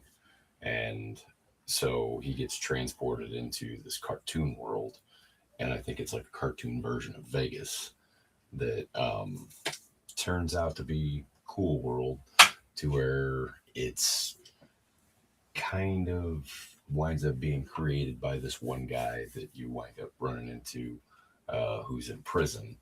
And he's been drawing all these characters, especially her, who's Hollywood is her name, and she's voiced by Kim Basinger.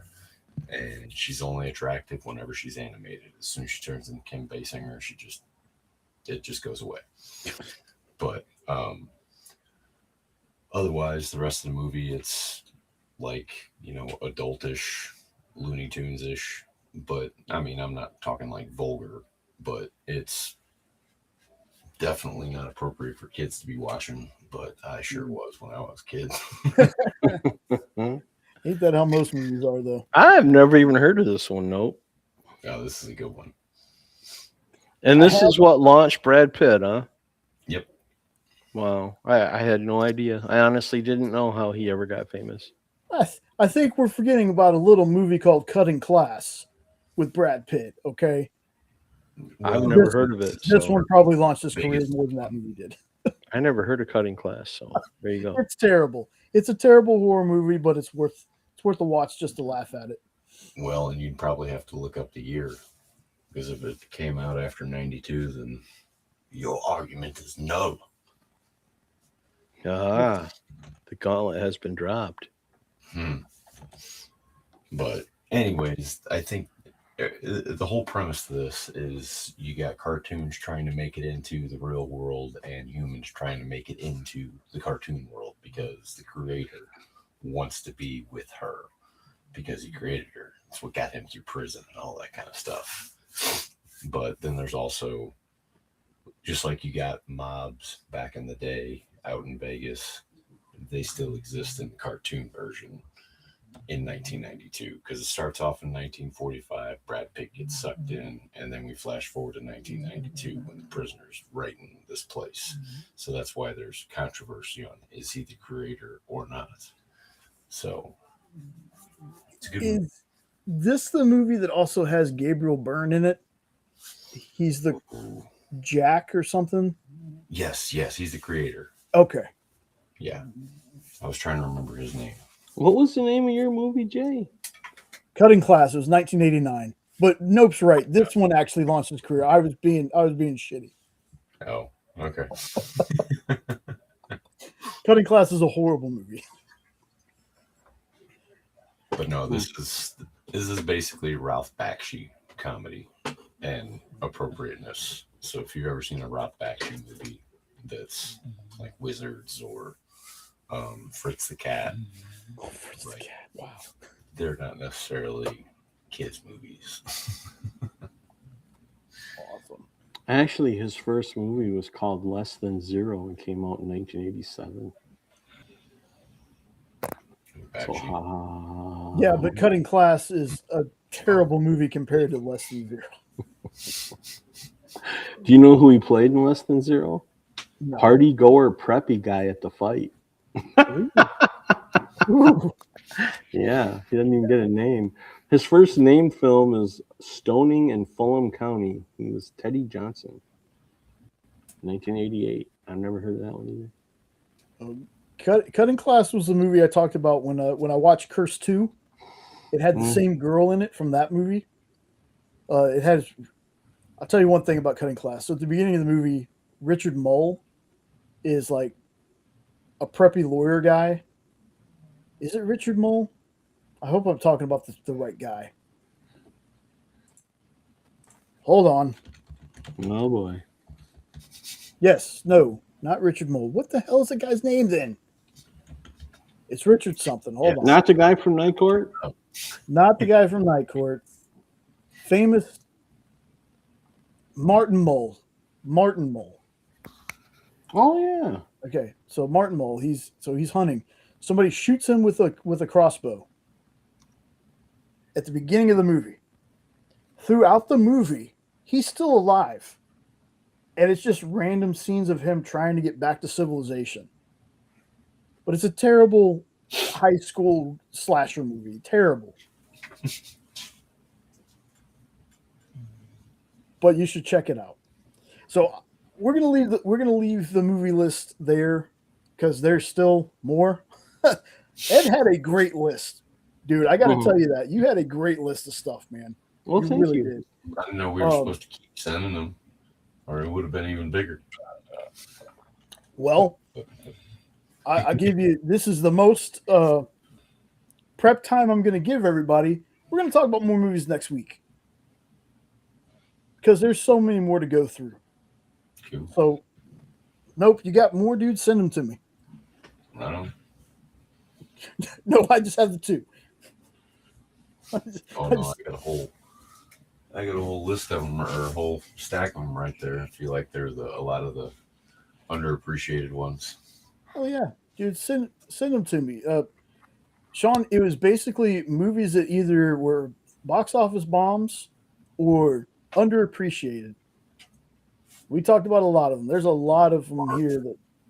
Yeah, box office bombs that became cult classics. Yeah.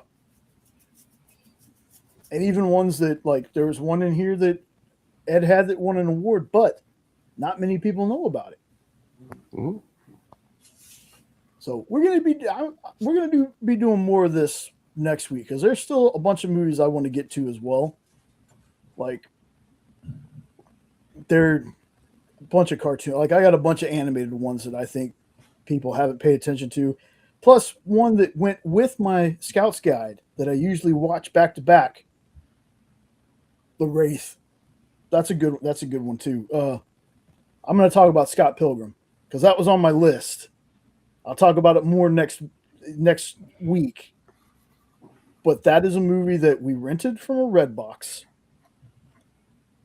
I got 5 minutes into that movie. I was like, when this is over, we're going to Walmart and I'm buying this. So as soon as it was done, we returned it to Redbox. I went into Walmart because Walmart used to be 24 hours. That's how old this is.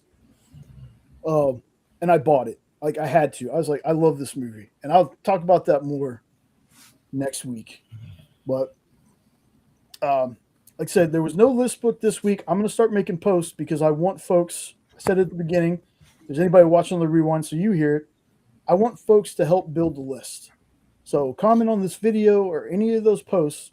I'm going to pick 20 books if we get to 20. I'll pick 20 books from you out there in the crowd. I'll put your name on the wheel next to the list or next to the book. So when you get drawn, people will know who suggested what book. And as always with the list books, folks, probably be another week or two before we start getting back into it. But if you ever want to read a list book and let me know your thoughts on it, by all means, please do so. Yeah, Sean, write them down, man. Because Superbad is another one. That came out on my birthday one year, I think. And that's what I wanted to do for my birthday. I went to Castle LA, and then I went to go watch Superbad. That'll be You reminded me. Oh, Shaw. You reminded me of Shaw. You reminded me of a trivia question that I heard this week that blew my mind. Who played the voice of the Hulk on the TV show The Hulk? Who played the voice of the Hulk? Of the Hulk. When he was roaring and growling and snarking and all that, it was not Lou Ferrigno. It was Ted Cassidy, Lurch. That blew my mind. Lurch is the voice of the Hulk. I'm like, that one's staying in here for trivias because I didn't know that. Dude, that's a good one. Yeah. He voiced the Hulk. Everybody thought it was Lou Ferrigno, but Lou Ferrigno's voice was too high, and that's what made me laugh, and that's why it's going to stick. Because you know my story with him anyway. And it's like, you couldn't even. Yeah, bitch. But anyways. Jesus. So yeah, that's what's going on with the list. I want the fans out there to help me pick the next books I'm gonna read for this thing. So it'll probably be another week or two before we get the complete list built. Like I said, I'm gonna make posts. They're going to go everywhere. I'm going to have it all a YouTube post, Facebook post, thread post, Instagram post, everywhere to see if we can get some folks. And of course, Nope and Ed. Ed's already given me one, but Nope and Ed, feel free to throw suggestions out there too. Sean can as well. There's not too much stuff that he's read that I haven't, though, but he has read some stuff I haven't. So he can give me some suggestions. I still haven't read Radiant Black or anything. But, yep. So I'm going to drop you guys out, and I'm going to close up the show. And melting. See y'all in the back room, guys. Jesus. All right, folks. Wow. Did not know this show was going to go almost 4 hours. I knew there was a lot of stuff to talk about. We still talked about some comics. We still talked about some news. Hopefully there'll be some more news coming out. So yeah, we're gonna do this again next week because there's plenty of other underrated movies out there. So if you're watching on the rewind, thank you. Thanks for being here. Don't forget, like, share, comment, subscribe, all that fun stuff. Should have some videos coming out pretty soon on certain things. I'm going to start up my comics I've read this week or this year so far, little short series I've been doing. Yeah, check me out on The Experience. Make sure you check out Weirdopes. Check the description. Eventually, I'll get around to cleaning it and adding more people you should check out to that, but definitely check out Weirdopes. Check out Henri Compen. Check out Dan Wickline on YouTube. There's so many people, so many great people in the YouTube comic space. I want to shout them all out, but I can't remember everyone. But do me a favor, folks. If you have any idea of things I should read that you want to have put on the list, I will. The list is a big wheel of names. I will save it. Hopefully do about 15, 20 books. Let me know. Comment on this video or any of the posts I make. I really want to build this list out to at least 20.